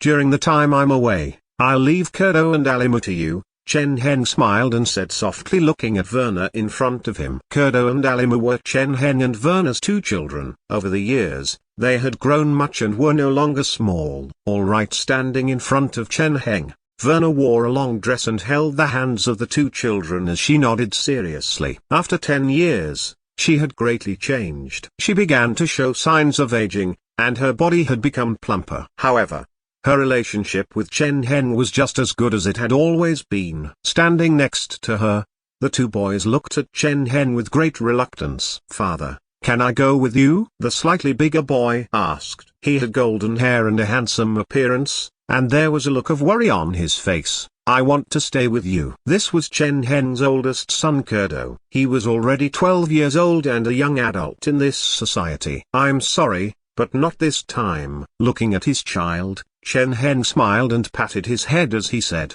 "I'll take you with me after you've grown up. For now, you should wait for me at home with your little brother. Don't make any trouble for your mother and wait for me," Chen Heng said with a smile. After chatting with them for a while, he turned and left. The northern ruler's army had gathered and news continuously came from the south. His time was very precious and he could not continue waiting. Following this, Werner held the hands of the two children and looked at Chen Heng's departing figure with a worried look. "God, please watch over my husband and bring him back safe." She closed her eyes as she prayed. Time gradually passed. It was not too far from Sorda to the Kuta royal city. It took around 2 or 3 months to arrive. During this time, the situation in the south had become even worse. Olivia's army was continually defeated while the rebel army was becoming stronger. It seemed that a new power was going to be born and replace the royal family. In response, there was nothing that the Kuta royal family could do. As the sovereign who had ruled over the Kuta principality for hundreds of years, the Kuta royal family indeed had great power, as well as many knights. With enough time, they could pull together an army and continue to fight with the rebel army. However, the situation was devolving far too quickly. It was to the point that things had become critically dangerous before they could react. In just a few months, the southern territories had all fallen, and the rebel army headed north, continuously heading towards the Kuta royal city. During the course of this, rulers either joined the rebel army or sat by and watched. There were very few people who supported the royal family. It seemed that Olivia had finally received retribution for her past actions. The royal family's army was still gathering, but they lacked training and weapons. If they were forcefully sent to fight, they would just be going to their deaths. If they were to be useful, they still needed time. However, Olivia did not have time. After all, the situation was at its most dangerous point. At that moment, an army from the northern side gradually came near the Kuta royal city under Olivia's orders. Chapter 90, Below the Kuta royal city. Clear sounds of horses galloping across the land could be heard. It was a rainy day, and at a glance, dark clouds stretched as far as the eye could see, making the surroundings quite dark. Chen Heng rode on his horse, and he looked at the emissary next to him as he asked, "What's the situation like in the Kuta royal city?" Despite traveling, the flow of information from the Kuta royal city to Chen Heng had not been broken. Every few days, he would receive news from the Kuta royal city. Over the past 10 years, Chen Heng had sent many emissaries to the Kuta royal city to gather information for him. Moreover, he had also greatly used the connections that he had established in the Kuta royal city back then. Behind the scenes, many nobles had established ties with Chen Heng and secretly sent him intelligence. This was especially so at a time like this. The southern rebel army was approaching and Olivia was gathering her forces. It looked like an incredibly bloody scene would soon unfold. Sensing that incoming bloody battle, those people naturally understood the danger within and hoped that Chen Heng would arrive in time. After all, the consequences of Chen Heng's arrival would be quite good for them. Compared to the southern rebel army, Chen Heng was at least their friend and had a deep connection with them. He had a large army under his control and deserved their trust. In fact, because of Chen Heng working on his reputation over the years, he seemed much more trustworthy to them than even Olivia, let alone the rebel army. If the rebel army really did attack, while Olivia and the royal family would be doomed, they would not be better off either. This was no longer just a problem of rebellion but a conflict over territory. As the rebel army moved north, they would kill all of these nobles' families and steal the territory and fortunes that they had gathered over the years. As nobles, they knew just what those rulers in the rebel army would do. They clearly understood what would happen to them if the rebel army came. Even if they did not die, they would lose much. After all, if they did not take these nobles' territory and assets, what would they use to make up for their expenditures and split as spoils of war? However, if Chen Heng came, things would be different. At the very least, with Chen Heng's good reputation and his relationship with them, him entering the Kuta royal city was better than the rebel army. Under Chen Heng's hard work over many years, his reputation had become incredibly good. He was known for being kind, friendly, and resolute. With him coming into the Kuta royal city, those people close with him would feel safe regarding their lives and fortunes. Just that was enough. As such, on the way to the Kuta royal city, Chen Heng would receive updates every few days. Moreover,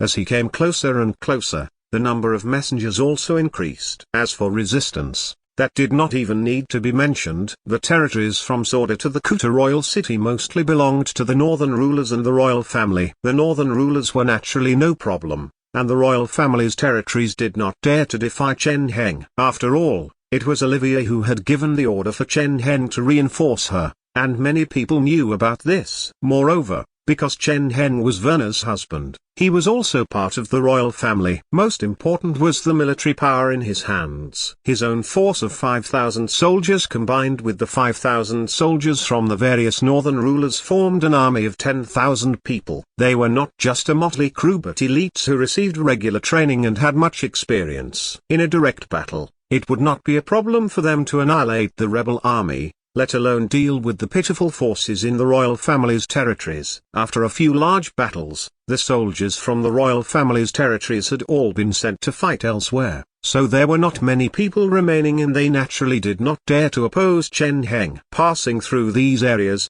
not only did he not have to fight, but because of his reputation and his status as the guardian knight, many territories even provided them with supplies, making their advance even faster. Soon, Chen Heng was very close to the Kuta royal city. The Kuta royal city is still like it was before. It was just that a few days ago, Her Majesty once again fell unconscious. This time, she fell unconscious for half a day before waking up. A messenger from the Kuta royal city said, explaining the situation to Chen Heng, "Please go and tell your master to wait for me in the Kuta royal city. I will soon arrive to meet with him." Chen Heng made a decision and smiled as he looked at the messenger. After sending away the messenger, Chen Heng and his army continued onwards for another few days. Only when they reached the Kuta royal city's tall city walls did Chen Heng inwardly let out a sigh of relief. Very good. Looking at the massive city walls, Chen Heng smiled. He did not hesitate and ordered his army to advance. The dense army slowly came forwards,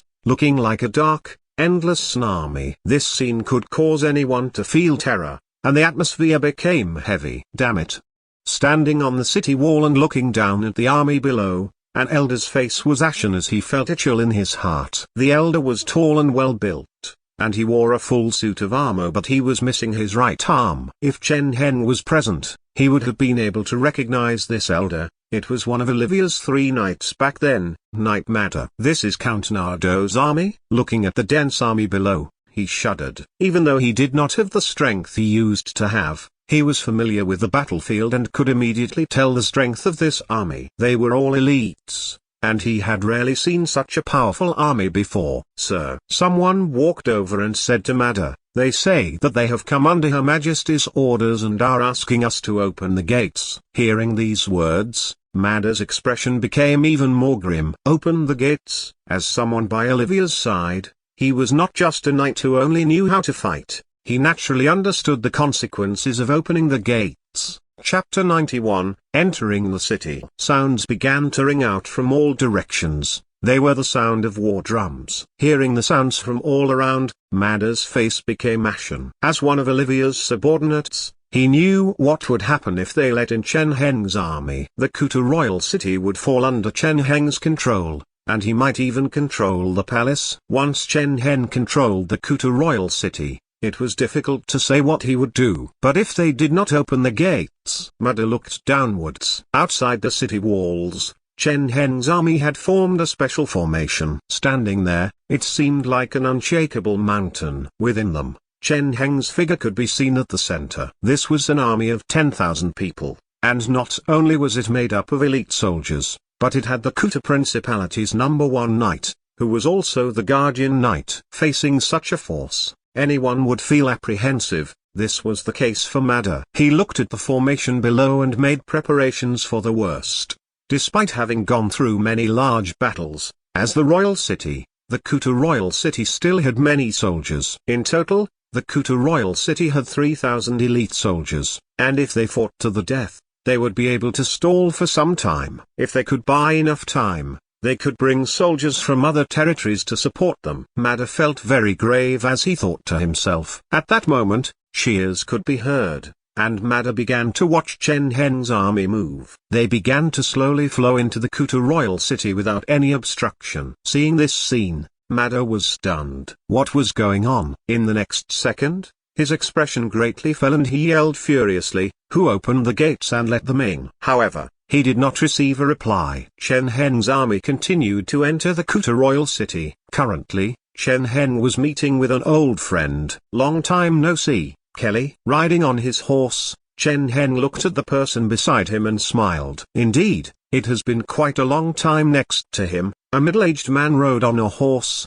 keeping pace with Chen Heng. He had resplendent golden hair and looked somewhat handsome. He gave off a mature aura, like a gentlemanly scholar, and had the airs of a noble. It was Kelly. After 10 or so years he had become a middle-aged man and had succeeded his father, becoming one of the top-tier figures in the Kuta royal city. He was one of Chen Heng's greatest helpers in the Kuta royal city. Much of the reason why Chen Heng was able to enter the Kuta royal city so smoothly was because of him. It has been so many years since I've come here, but nothing much has changed, Chen Heng said as he lightly sighed. From when Chen Heng had first come to the Kuta royal city, it had been 10 or so years. However, the streets were just the same as before, and they had not changed much. Indeed, there have not been many changes. Hearing Chen Heng's words, Kelly nodded. It was all thanks to you that I was able to get in so easily, Chen Heng said as he smiled. In response,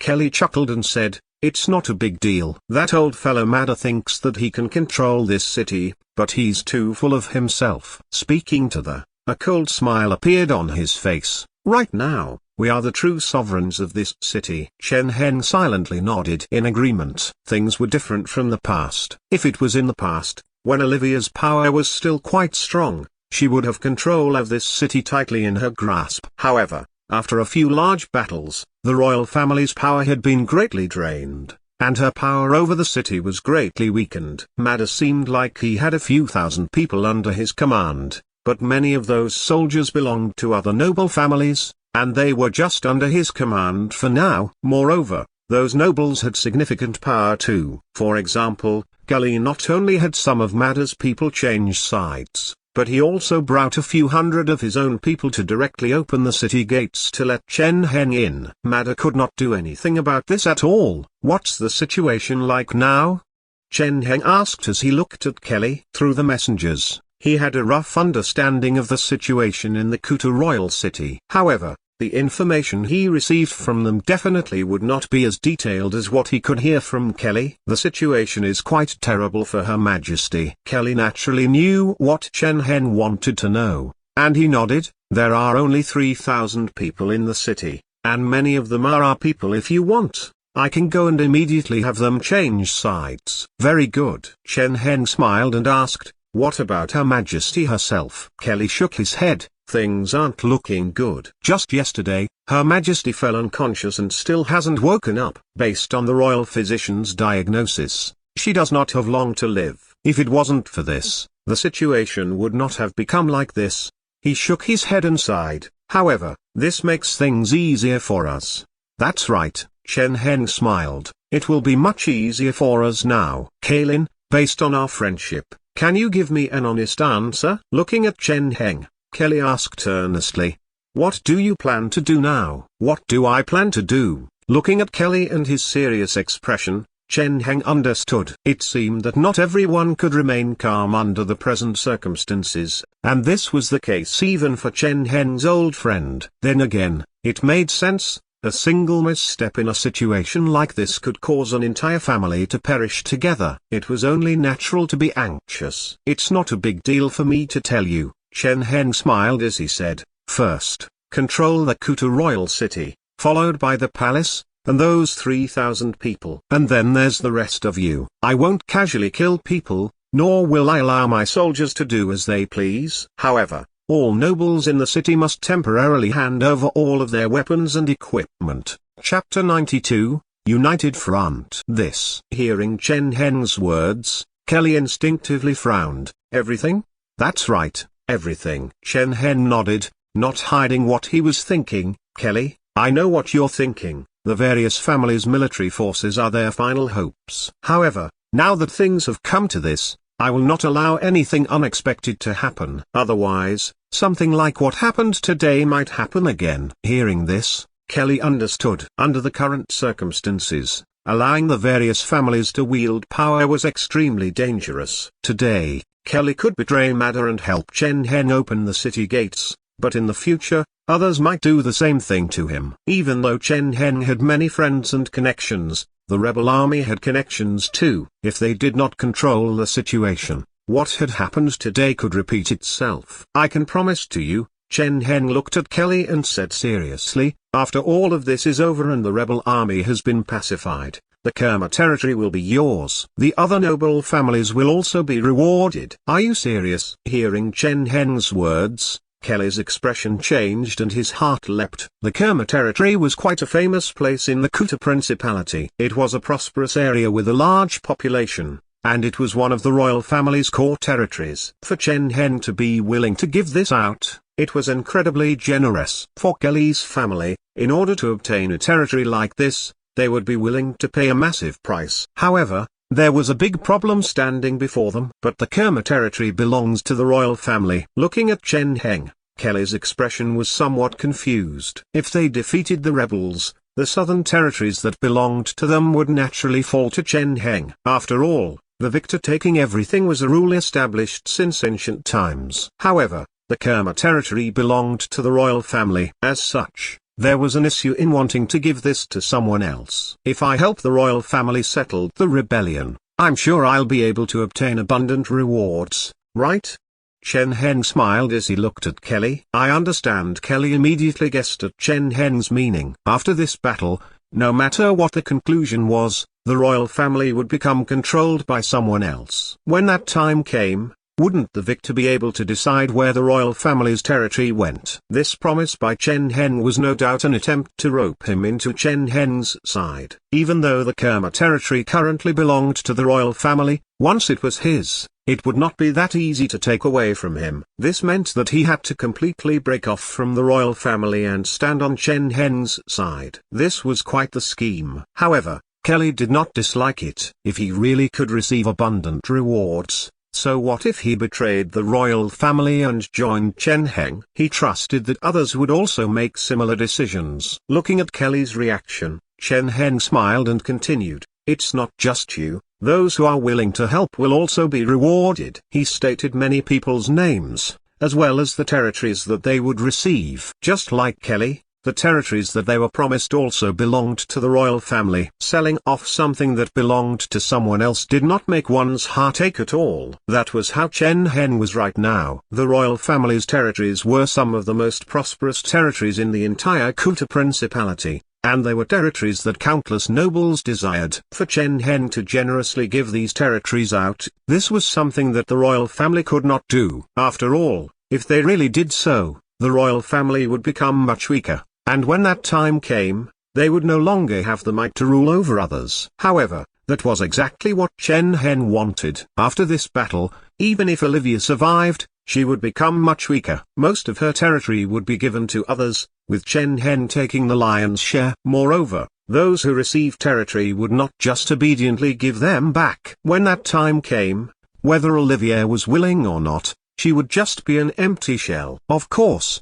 giving large amounts of the royal family's territory to various noble families would mean that Chen Heng himself would not receive as much territory. Ordinarily speaking, if he could win this battle, the territory that belonged to the royal family could have all gone to him. Such generosity could bring about problems in the future. However, Chen Heng did not seem to mind this. Worrying before even starting was not his style of doing things. To him, the most important thing right now was to win this battle. As long as he could win this battle, no matter what problems there were, he could deal with them when there were fewer pressing matters. If he could not win this battle, no matter how many plans and worries he had for the future, it would be pointless. As such, in order to achieve his goal, Chen Heng had to increase his strength and bring more people to his side to face the challenge ahead. As such, Chen Heng became quite busy. With Kelly and the others' help, Chen Heng was able to enter the Kuta royal city smoothly. With the mounting pressure of the rebel army and Kelly and the others' persuasion, Chen Heng did not have to spend much effort for Mada and his 3,000 soldiers to fall under his command. Following this, Chen Heng went to meet some of the large families and promised them land and fortunes in exchange for their armies. If it was Mada, these people might have been able to fool him, but facing Chen Heng, they had no room to negotiate. Under both threats and temptations, they handed over all of their power. The power that those people had made Chen Heng feel quite startled. Including Kelly's family, the 10 or so families in total brought out around 4,000 soldiers, and including the 3,000 from Mada, that was 7,000 people. This was more than Chen Heng's own forces, and this evidently was not everything that they had. Despite the pressure from Chen Heng, it was impossible for those families to bring out everything that they had. At most, they had only taken out half and kept the other half as a reserve. Chapter 93, Integrate.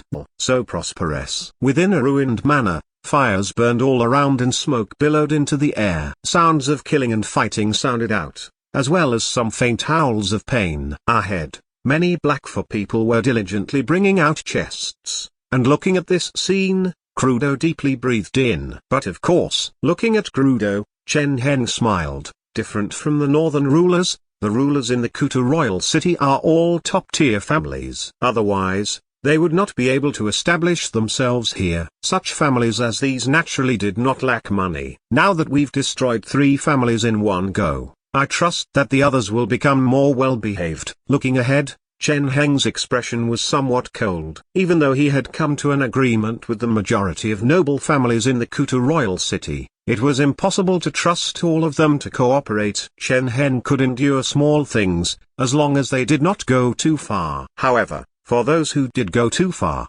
Chen Heng's response was quite simple. In just one night, 3 families had been completely annihilated by the army from the northern side, and all of their people in the Kuta royal city had been captured. Such massive existences disappeared just overnight. Their people were all turned into slaves, and their lands and assets were confiscated. Everything they had gathered over many years directly disappeared. Chen Heng used these 3 families' outcomes to tell everyone the consequences of opposing him. Different to what others thought, Chen Heng was actually quite pleased with the rebellious ones. After all, in order to control people, simply providing them with good conditions was not enough. One also needed enough threats and deterrence. These 3 families were what Chen Heng used to show his might. By killing them, not only could Chen Heng establish his dominance and scare the remaining people, but he could also get rid of variables in the city. The assets that they took from these families also resolved a portion of Chen Heng's frustrations. At the very least, they would not have to worry about giving out rewards for the next while. How is the management of the army? Chen Heng came back to his senses and looked at Crudo as he asked. Crudo nodded. It has already begun. According to your orders, whether it is the nobles' soldiers or Mada's soldiers, they have all been split up and reorganized into new divisions, and the commanders are all our soldiers. Very good. Hearing this, Chen Heng nodded. Despite the nobles giving their soldiers to Chen Heng, with just an order, they would immediately leave Chen Heng's control. Just like the northern rulers' armies, Chen Heng did not have complete control over them. For the northern rulers, it was fine as they were his allies and somewhat reliable. However, he could not let his guard down against these people. As such, Chen Heng did not hesitate to split up those armies. He used his army as the foundation and split them up across multiple divisions to keep control of the 7,000 soldiers. This way, they would be able to preserve their battle strength while increasing control. The southern side has sent another messenger. Nearby, Kelly suddenly spoke. The rebel army is rampaging in the south, and many rulers are asking the Kuta royal city for assistance. Should we send reinforcements? Chen Heng shook his head. No, it is not time yet. He had only just arrived at the Kuta royal city, and there were still many things that he had not done. This included training for the army, as well as replenishing on consumables and equipment. They still needed some time for Chen Heng's army to fully integrate together and become one unit. Only then would it be time to move out. Won't they join in the rebellion if we don't go and help them? Crudo asked, feeling quite confused. Before Chen Heng could speak, Kelly laughed and said, "Not everyone has the right to surrender and join the rebel army." "What do you mean?" Crudo frowned, feeling quite confused. Kelly looked at Chen Heng, and seeing that he had no intention of speaking, he continued, "Why does the rebel army want to rebel and fight their way to the Kuta royal city? Could it be that they just want to overthrow Her Majesty and have no other aims?" Before Crudo could reply, he continued to speak, "Of course it's not like that. From the start, what they wanted was the same as us, land, asset and slaves. As such, they can't accept anyone and everyone." Hearing this, Crudo frowned and felt a bit enlightened, but he was still somewhat confused. Seeing this, Chen Heng inwardly shook his head. It was actually quite simple. The southern rulers wanted land and assets. However, these things did not just come from nowhere. If they wanted these things, they had to take it from others. However, those who were stolen from would not just let others take their territory. This was why they were requesting support from the Kuta royal city instead of directly joining the rebellion. At the end of the day, if the rebel army allowed those rulers to keep their land and assets, there would be no need for them to fight so desperately against the rebel army. It was a pity that this was impossible. Wasn't the whole reason the rebel army was fighting to get land and assets? If they accepted everyone and obtained nothing, why would they still fight? This was why the rebel army could not accept everyone. In the end, this was a zero-sum game where someone had to lose in order for others to gain. It was because he understood this that Chen Heng was not worried. Even if he did not do anything, in order not to lose their territories, those rulers would desperately defend against the rebels. Unless the rebel army promised that they would not take anything, they would be Olivia's staunchest defenders. Having these people fight each other and consume each other's strength would benefit him the most. Of course, despite knowing this, there were still some things that he had to do. Otherwise, if these people fell too quickly, they would not be able to reduce the strength of the rebel army by much. Use Her Majesty Olivia's name to tell them to continue to resolutely defend. Looking at Kelly, Chen Heng spoke calmly, "Then use my name to provide them with food and weapons so that they can last longer. Tell them that if they can hold out for another month, I will be able to move out and support them." Hearing this, Kelly stared for a moment before coming back to his senses. "How are things for Her Majesty?" Chen Heng suddenly asked while looking at the scene before him. Chapter 94, Changes. Despite having spent some time in the Kuta royal city, because of the various things to take care of, Chen Heng had yet to go and see Olivia. "Her Majesty's situation is quite bad," Kelly said softly as he looked at Chen Heng. "Her body is becoming worse and worse, and the time she spends unconscious is becoming longer and longer. Before, she would occasionally have periods of lucidity, but now, even if she wakes up, she is in poor condition. It seems that she—" Kelly hesitated and did not say the final words, but Chen Heng naturally knew what he was trying to say. "So it's like that." Chen Heng nodded. "Let's make some preparations. After coming back to the Kuta royal city for so long, I should go and visit Her Majesty. Do you want me to come with you?" Hearing Chen Heng's words, Kelly's heart thumped as he spoke. Chen Heng looked at him and nodded as he said, "That would be good too." That day, Kelly brought Chen Heng to the palace. The palace seemed incredibly big and grand within the city. Compared to before, this palace had become more and more luxurious, and some things were completely different to what they had been like when Chen Heng had previously come. It seemed that over the years, Olivia had spent much money on renovating her palace. It was a pity that these things were useless. They could not provide the royal family with more soldiers, nor could they stop the rebel army. Now, Chen Heng had once again come here. Around the palace, there should have been many of the royal family's soldiers standing guard, but now they had all been changed to Chen Heng's people. The original people had been split into the various divisions in the army. With how Chen Heng did things, since he had come to a decision, he would not leave behind any potential problems. Chen Heng had essentially already gained control of the palace. Rather than Olivia, he was the true owner of this palace right now. If he wanted to, he could replace Olivia right now. As for the original obstacles, they were no longer a problem. It was just that there was no need for him to do this. With Kelly and Crudo by his side, Chen Heng slowly walked through the palace. As he walked, more of the palace was revealed to him. Apart from a few female attendants, most of them were male servants and slaves. All of them had different figures and builds, but they were all quite handsome and beautiful. Who are these people? Looking at these people, Chen Heng could not help but frown. They are Her Majesty's servants. One of the ways she finds amusement, Kelly said as he looked at them. One of the ways she finds amusement. Chen Heng did not comment, but Crudo frowned and felt quite repulsed. As they walked, they saw even more interesting scenes. There was a very luxurious public bath with clear water flowing through it. It was said that Olivia often played around with many male slaves here. There were also all sorts of strange amusement facilities,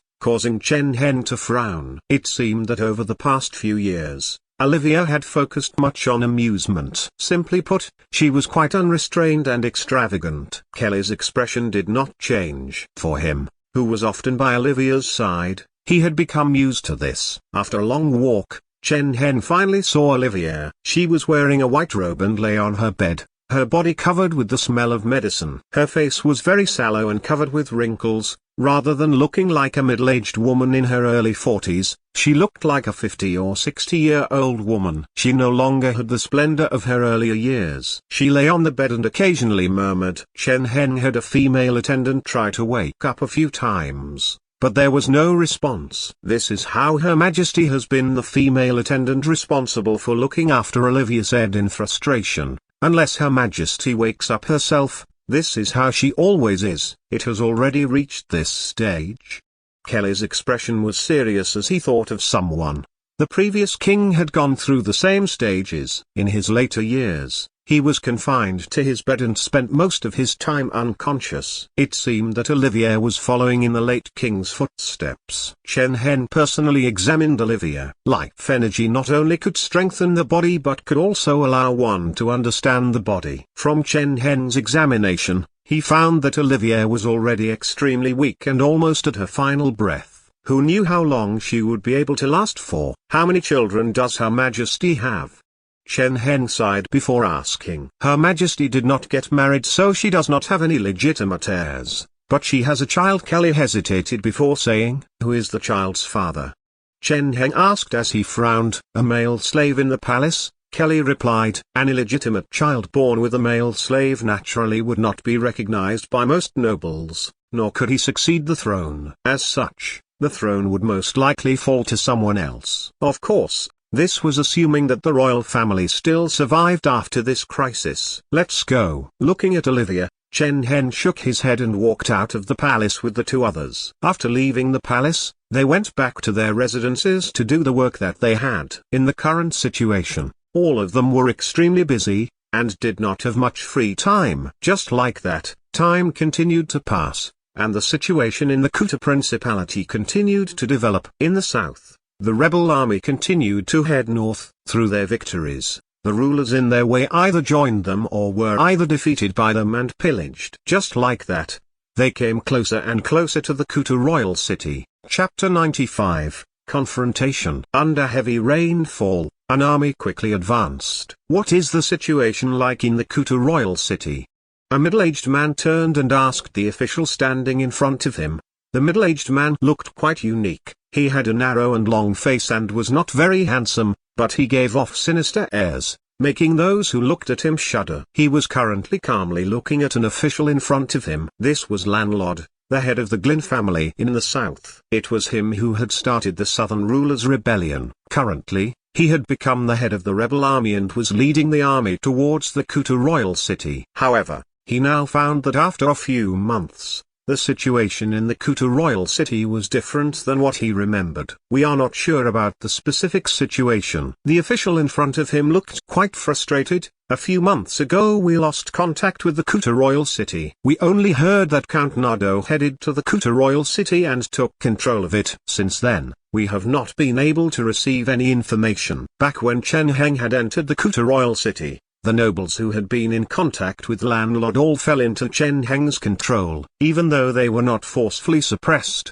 they were being observed and any suspicious moves were preemptively stopped. Under these circumstances, even if those people favored Landlord, they would not dare to take the risk to send information to him. Without these people's help, Landlord essentially lost his eyes in the Kuta royal city. Hearing this, Landlord instinctively frowned. Losing his source of information was a dangerous signal. This meant that Chen Heng's control over the Kuta royal city had reached another level. He was an incredibly troublesome opponent. Putting aside Chen Heng's status as the royal family's guardian knight, he did not dare to underestimate Chen Heng as Count Nardo. If possible, he did not want to go up against Count Nardo. However, not everyone else thought this way. "Sir, please give orders," someone below said with a cold smile. "Once we break open the Kuta royal city, the city will be ours for the taking." The Kuta royal city was the royal city of the Kuta principality, and it gathered most of the Kuta principality's fortunes and assets. If they could take over this city and pillage it, this would satisfy most people and make them quite rich. Currently,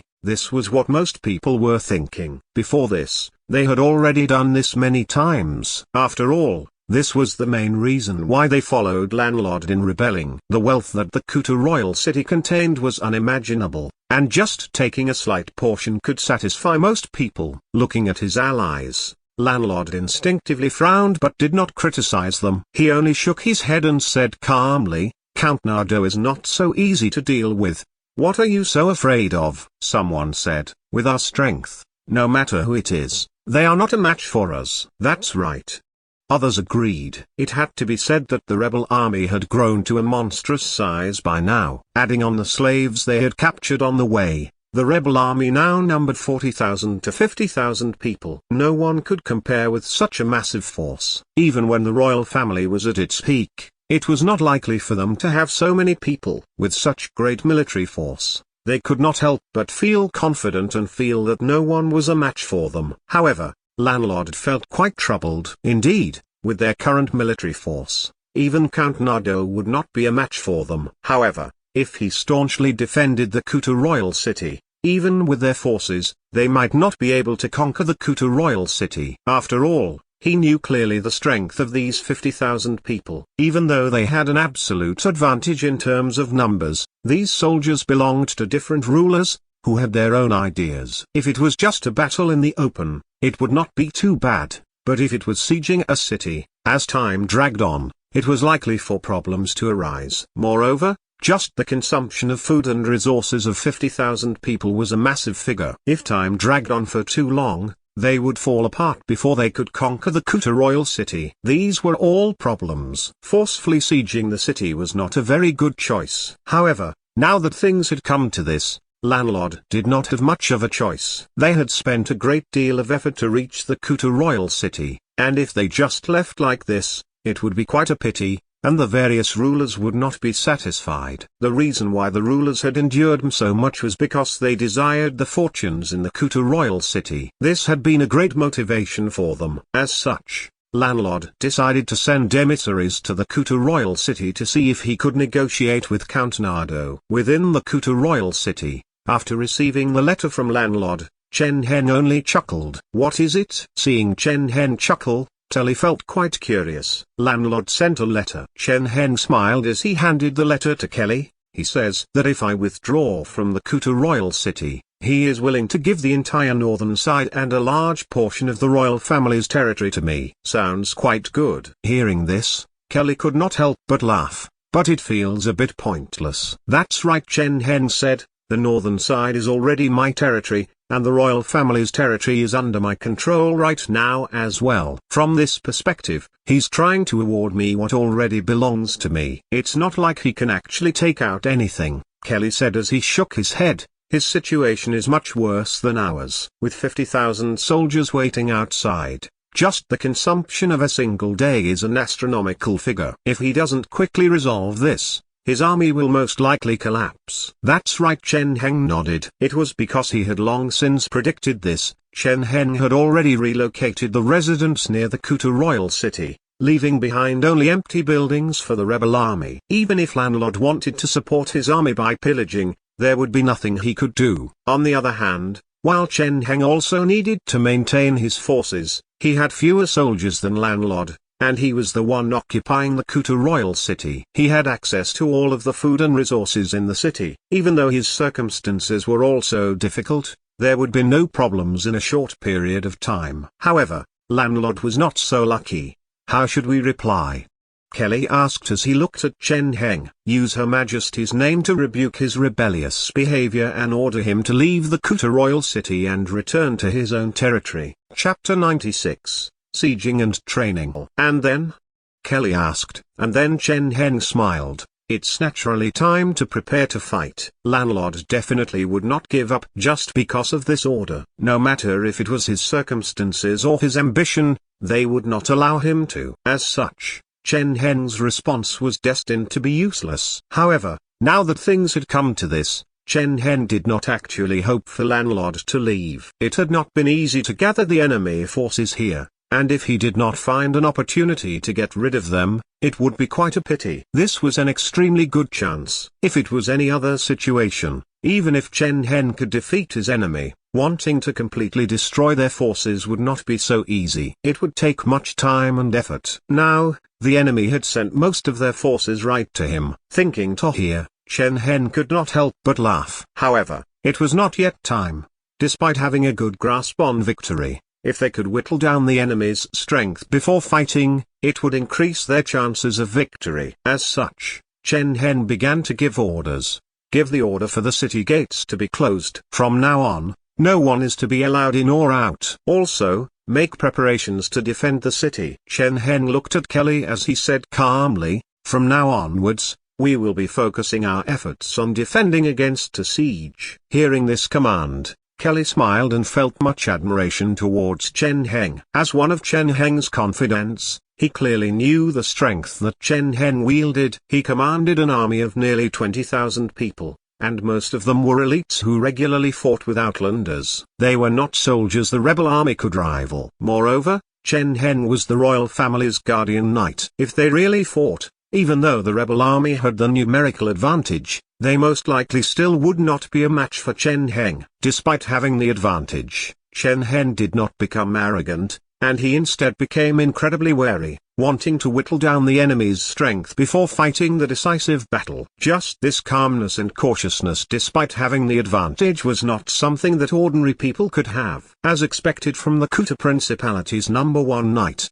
Count Nardo. In the following period, we will most likely experience a bitter period of defending, Chen Heng said with an amused look.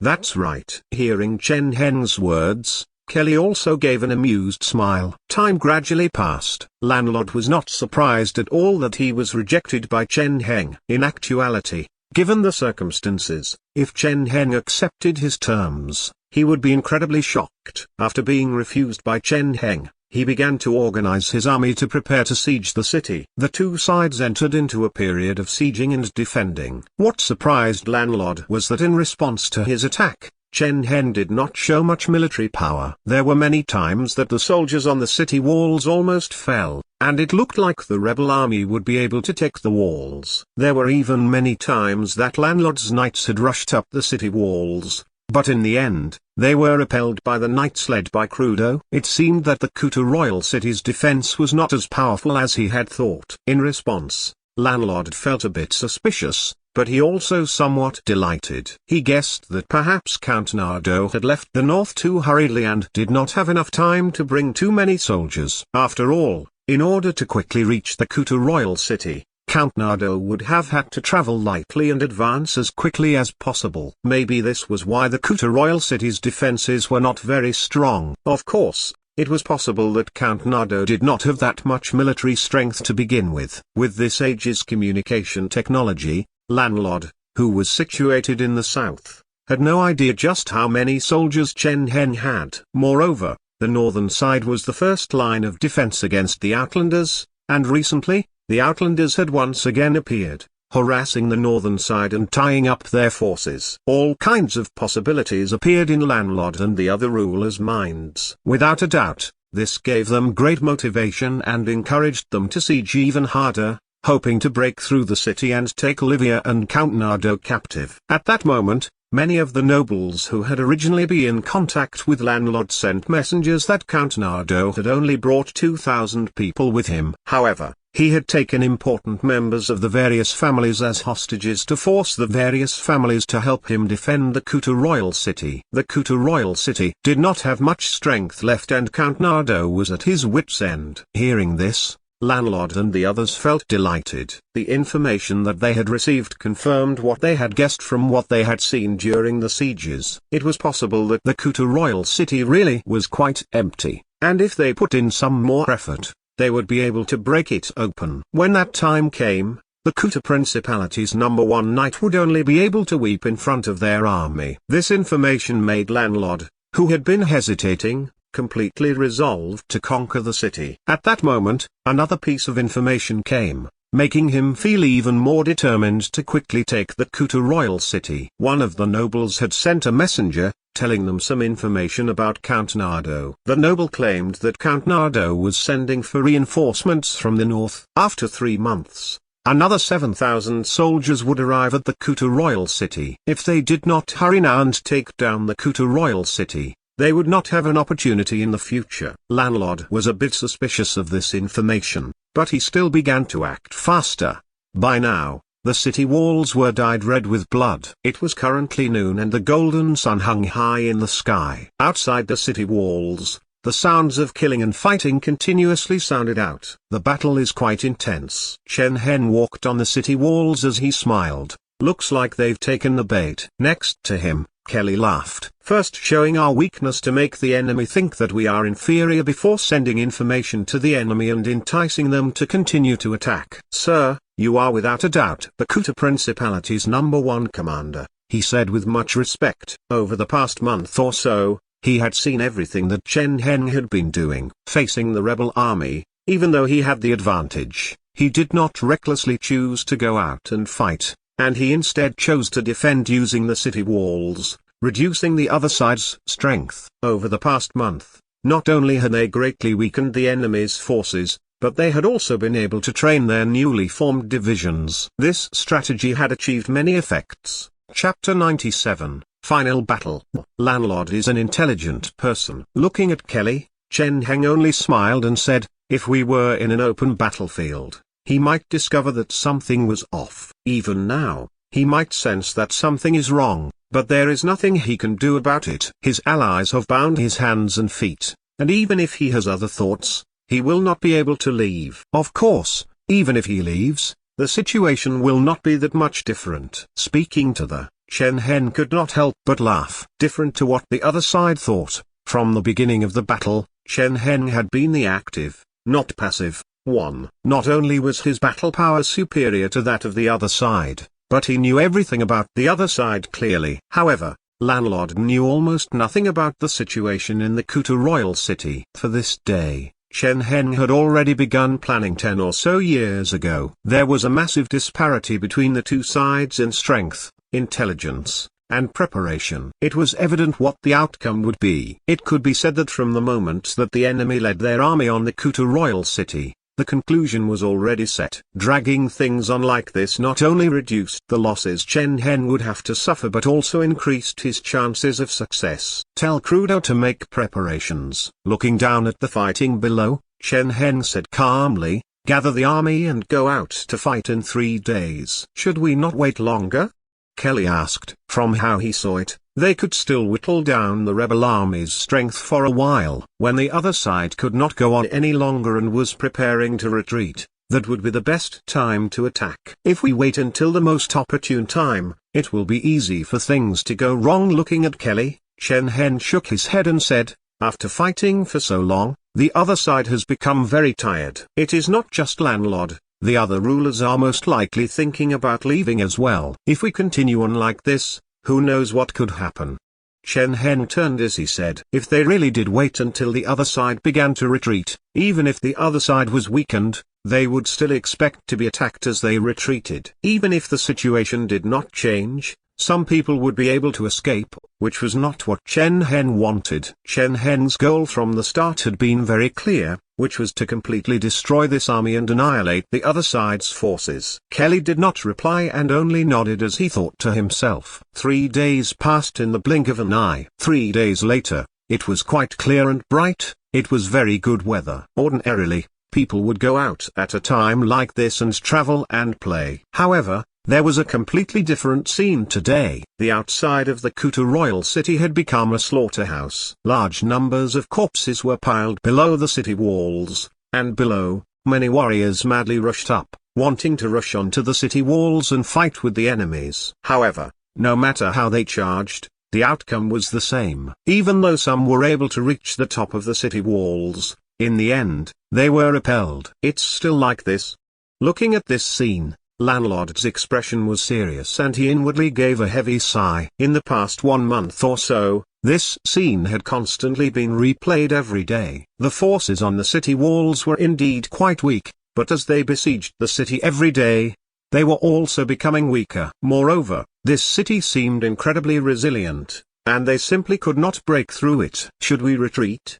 Looking at the city walls, landlord could not help but think this. This month of sieging had made him feel incredibly weary and he felt great pressure. This pressure did not come from his enemy but from himself. The consumption of resources of a 50,000-man army was terrifying. Every day that they remained outside the Kuta royal city, they were bearing immense pressure. This could be maintained for a short period of time from the territories that they conquered, but as time went on, they would start to face problems. As the commander of the rebel army, landlord knew the grave dangers of this. However, everyone felt quite reluctant to withdraw from the Kuta royal city. They could see that the Kuta royal city's defenses were becoming weaker and weaker, and it seemed like if they hung on for a bit longer, they might be able to break through. Moreover, for this battle, everyone had suffered great losses. If they were unable to conquer the Kuta royal city, it would be a massive blow to landlord and the others. It was because there were so many considerations that landlord was stuck between a rock and a hard place. We'll attack for another half a month. In the end, landlord deeply breathed in as he thought to himself, if we still can't break through by then, we'll retreat. As Count Nardo's reinforcements approached, the pressure he faced grew greater and greater every day. If he waited too long, he would not be able to retreat even if he wanted to. In the distance, a wave of shouts suddenly sounded out. Hearing these sounds, landlord instinctively looked ahead. Seeing the scene before him, he stared in surprise for a moment. The city gates of the Kuta royal city slowly opened and an army was rushing out. What's going on?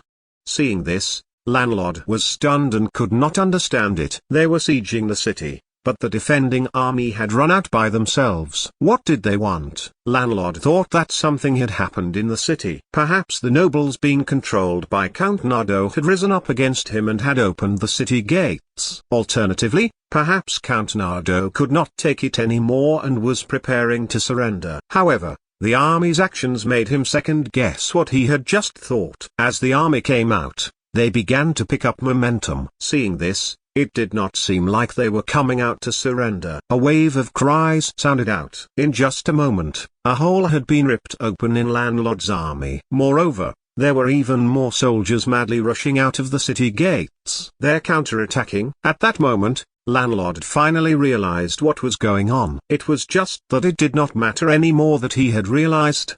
The originally defending army was madly charging out, and the two armies soon collided. The final battle had arrived. For the rebel army's rulers, this final battle had come much too suddenly. They were not prepared at all before the battle began. The rumbling war drums sounded out, and massive shouts inundated everything. Below, Chen Heng had put on armor and was flanked by Crudo and some other knights as he rushed out. Chapter 98 to 20 years. Just like that, the final battle began. After that battle, the situation in the Kuta royal city was settled. In the next 20 years, it gradually became the Nardo kingdom. Within the sparse palace, a middle-aged man patted a young boy's head as he smiled. And then, grandfather, you became the new king? Hearing the story from the man, the young boy's eyes sparkled as he asked. That's right. The young boy had many questions, and he was very innocent. However, The middle-aged man was very patient and mildly explained everything to him. After a while, some footsteps sounded from outside. The young boy's playmate had come to play with him. "Go and play." Seeing this, the middle-aged man smiled and indicated that he should leave, and the young boy reluctantly left the man's side. Within the hall, only the man was left. His surroundings were sparse and luxurious, but there was no one else, making his figure seem quite lonely. However, the man was not uncomfortable. He had long since become used to this. Watching the young boy leave, he silently walked out of the hall. The faint sunlight shined on his body, revealing his features. His face was handsome and exquisite, and even though he was getting on in years, he still had the same figure as before and seemed quite extraordinary. He wore a black robe and his hair fell freely. He did not give off an aura of might and dignity currently, rather, he gave off calm and gentle airs. This was the Nardo Kingdom's ruler, King Kalin Nardo. Chen Heng stood outside the hall and silently looked into the distance, thinking back over the past 20 years. After that decisive battle, Landlord had been defeated and was killed by Chen Heng. The rebel army was also suppressed and surrendered to him. Following this, he used Olivia's name to clean up the Kuta Principality's situation, defeating each of the rebel rulers and taking in their territories. After Olivia died, as Werner's husband, Chen Heng had built the Nardo Kingdom from the foundations of the Kuta Principality. And now, 20 years had passed. Over these 20 years, much had changed. Under Chen Heng's painstaking efforts, the northern side was no longer a problem. The northern rulers who had helped Chen Heng were given better territories in other places, and Chen Heng had taken over their original territories and fused them. Apart from this, the neighboring Oles kingdom had also disappeared. Chen Heng had grasped an opportunity and acted while they were going through internal chaos, and he had defeated and devoured them. The Nardo Kingdom was already a massive entity. No matter if it was in terms of territory, army, or the number of knights it had, it far exceeded the previous Kuta Principality. However, this was already the limit. It was not that the Nardo Kingdom could not continue to grow, but that Chen Heng no longer had the time or energy. Time outside the hall, Chen Heng deeply sighed. He was nearly 60 years old, but he still looked quite young. He was still extremely powerful, but he had still aged greatly. In actuality, by now, he had already become a great knight. In terms of body forging, he had also achieved much, and he had nearly completed the solid rock body forging technique. The current him could rival an army by himself. Even if there were 1,000 people surrounding him, he could single-handedly massacre them all. It was using this martial power that he was able to accomplish so much. It was just that Chen Heng could sense that his body was reaching his limit, and under normal circumstances, it was not possible to advance anymore. He had used up all of this body's potential, and he did not have much lifespan left either. A great knight's lifespan was usually around 100 years old, and Chen Heng was not even 60 years old. So it seemed like he still had much time left. However, missteps in cultivating the solid rock body forging technique and using his life energy to cultivate had caused his body to decline quickly,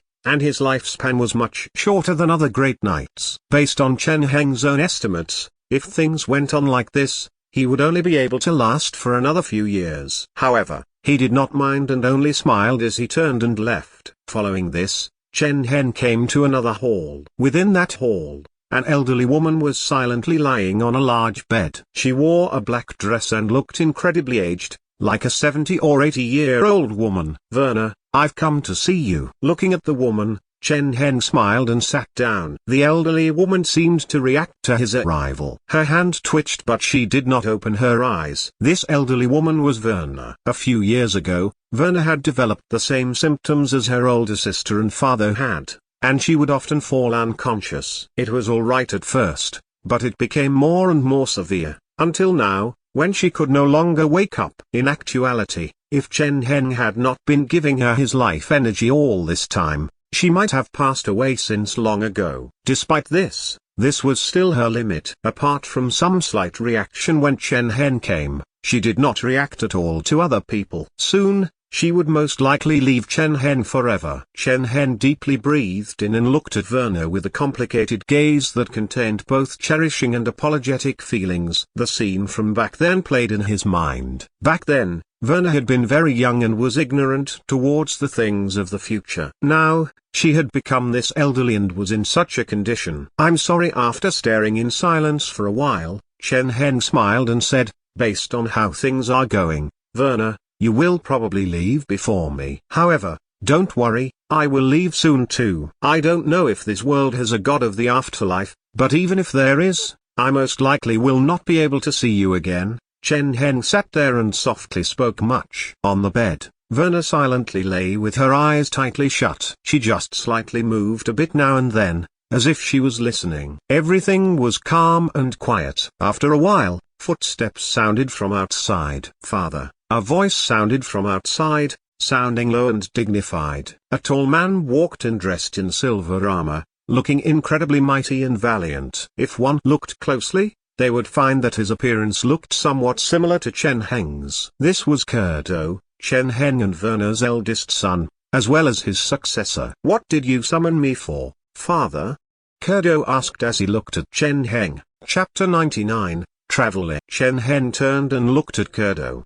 20 years had passed, and without realizing it, that little boy had become a man. Even though Chen Heng had lived 2 lives before, Chen Heng had never had children before. This was his first time. As such, he took raising his first child very seriously. He put immense effort and energy into raising him, and now he had become his own man. From his face, one could see Chen Heng's features from back then. Now, Chen Heng did not have much time left, so he was planning on leaving everything that he had worked for to Kurdo. Thinking to the, Chen Heng smiled. On that day, the two of them talked much in front of Werner's bed. Only after a long time did Kurdo leave the palace, filled with heavy and complicated feelings. In the following days, Chen Heng did not do much. He just gradually handed off various matters to his children. He stayed in the palace by himself, looking after Werner. A few months quickly passed. As time went on, Werner's life finally ended, and Chen Heng fully wrapped up everything. Not too long after Werner died, he handed the throne to Kurdo and gave his other children territories in other places before preparing for a new journey. Even though he was reaching the end of his life, Chen Heng still had much strength and could still travel. After completing all of the important things, he once again picked up his sword and prepared to take the path that his predecessors had taken and explore the other side of the continent. "Are you really going to leave?" Before he left, one of his oldest friends came to the palace to find him. Kurdo's figure was still tall and well built.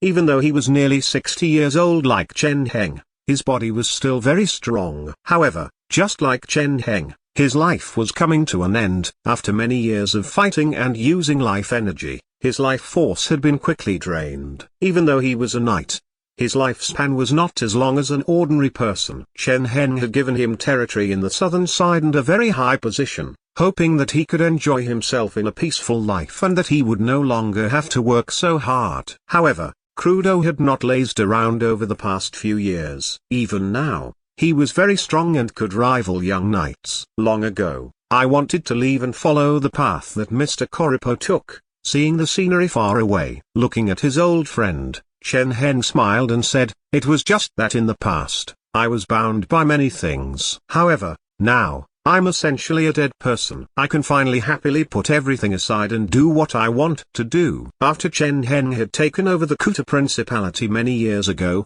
Koripo had left and followed a mysterious ancient path to a faraway land. According to him, he was searching for a lost legacy to obtain an ancient power. It had been decades since he had left, and even now, he still had not sent any word back. It seemed that things had not gone very well. Chen Heng wanted to take the path that Koripo had taken and see the splendor of this world. Ever since he had come to this world, he had spent most of his time in the Kuta Principality. Let alone leaving this continent, he had not seen the entirety of this continent before. It was quite a pity. He had long since had the desire to travel about, but because of the many matters tying him up, he could not do so. "Count me in." Kurdo gave a slight smile. He looked at Chen Heng as he said earnestly, "Even though I'm old now, I can swing my sword, and I can still serve you for a few years. I'm sure I'll be of use to you on this journey." The two of them looked at each other and smiled, just like before. "That's good too." Chen Heng smiled and nodded. A few days later,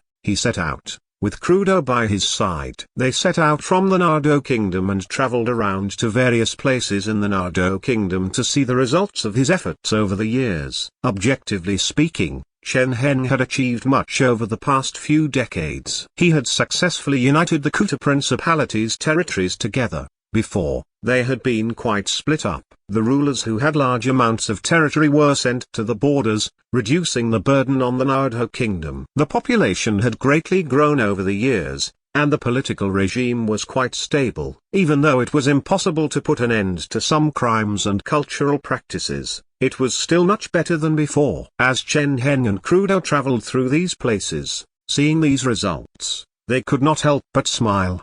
By now, they had reached the end of their lives. However, at least within their limited lives, they had done much and changed many people's lives for the better. This kind of satisfaction was difficult to describe. For Chen Heng, this was not just a benefit in terms of points. He personally felt quite gratified. Just looking at the changes he had brought about and how much better these people's lives had become, his heart felt touched. Even if this was just a simulation, Chen Heng felt that everything he had done was worth it. After this, they began to leave the Nardo Kingdom's borders and gradually headed out. There were many dangers on the way. Not only were the greedy bandits, but there were also all kinds of natural disasters. For normal people, the dangers that Chen Heng and Crudo encountered would be enough to kill them countless times. However, for Chen Heng and Crudo, it was not a big deal. After all, they were both knights, and even though they were old, they were still quite powerful. For ordinary bandit groups,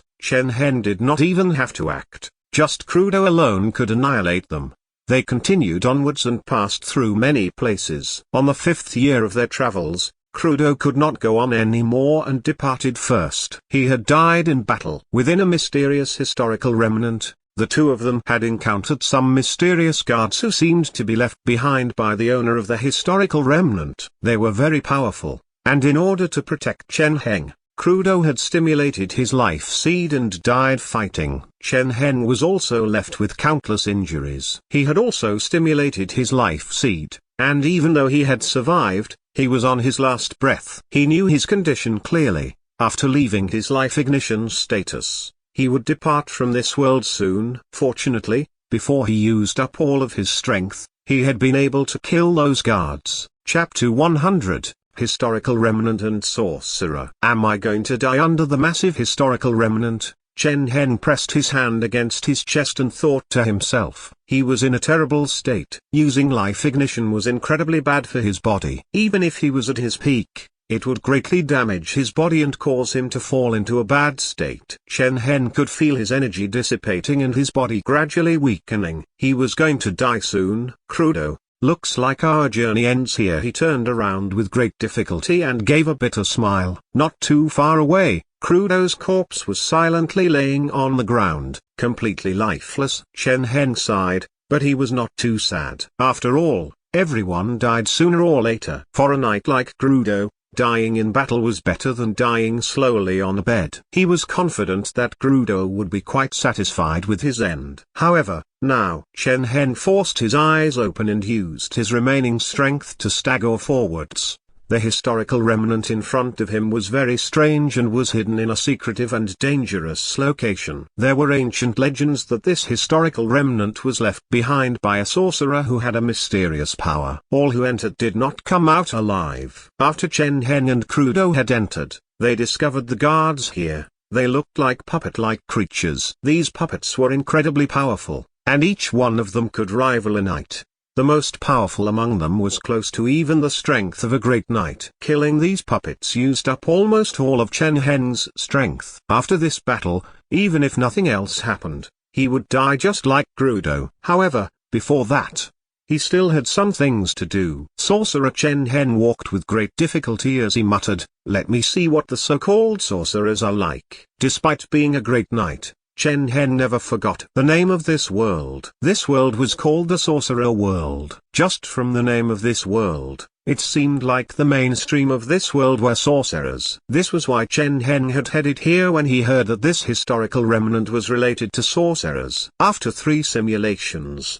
which added up to over 100 years of experience, Chen Heng had finally found a trace about sorcerers. Perhaps he could truly understand this world's secret. This kind of opportunity was quite rare, and Chen Heng definitely would not let it go. If he missed this opportunity, even if he could enter a simulation again, he would not know when he could encounter something related to sorcerers again. As he walked, Chen Heng thought about all kinds of things. After killing the guards, he was able to walk into the historical remnant. A faint light flashed out, illuminating the historical remnant. What surprised Chen Heng was that within this historical remnant, there seemed to be an electric circuit system that was activated when he entered. Faint white lights illuminated the entire historical remnant. This scene made Chen Heng feel as if he was not in the sorcerer world but in his modern society. He soon came back to his senses. They have access to advanced technology, Chen Heng thought to himself. From the scene before him,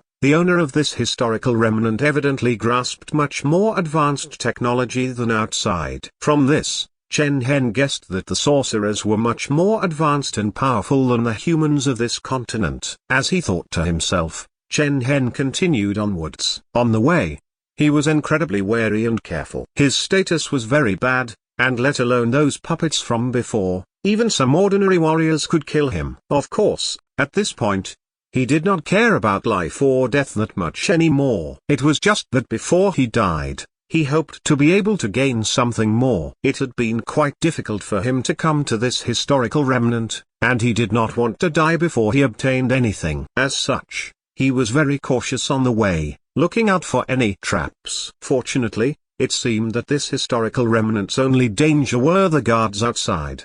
On the inside, Chen Heng did not see anything dangerous. Soon, he was able to successfully make it to the central area. It was a sparse room, and at the center of the room, there was a faint black crystal ball. It looked just like an ordinary crystal ball, and there did not seem to be anything special about it. That's it. Looking at the crystal ball, Chen Heng instinctively frowned. Before coming here, he had examined the other areas too. It was a pity that perhaps it had been too long, but most of the things in here had already stopped working or had decayed. This meant that Chen Heng did not gain much this whole way. Of course, even if he did find anything, it would not be much use to him. After all, he was essentially a dead person. Even if he could obtain a sorcerer's treasure, so what? He just wanted to find something related to the secrets of sorcerers in this historical remnant. Who were they? Where did they come from? Where did they go? What kind of history and civilization did they have? What kind of power did they have? After knowing about the existence of sorcerers, these questions appeared in Chen Heng's mind. It was a pity that even though there were some books here, they had greatly decayed over time and were unreadable. This was the final place that Chen Heng had not yet explored. This should be the center of the historical remnant. Chen Heng was breathing raggedly by the time he arrived here.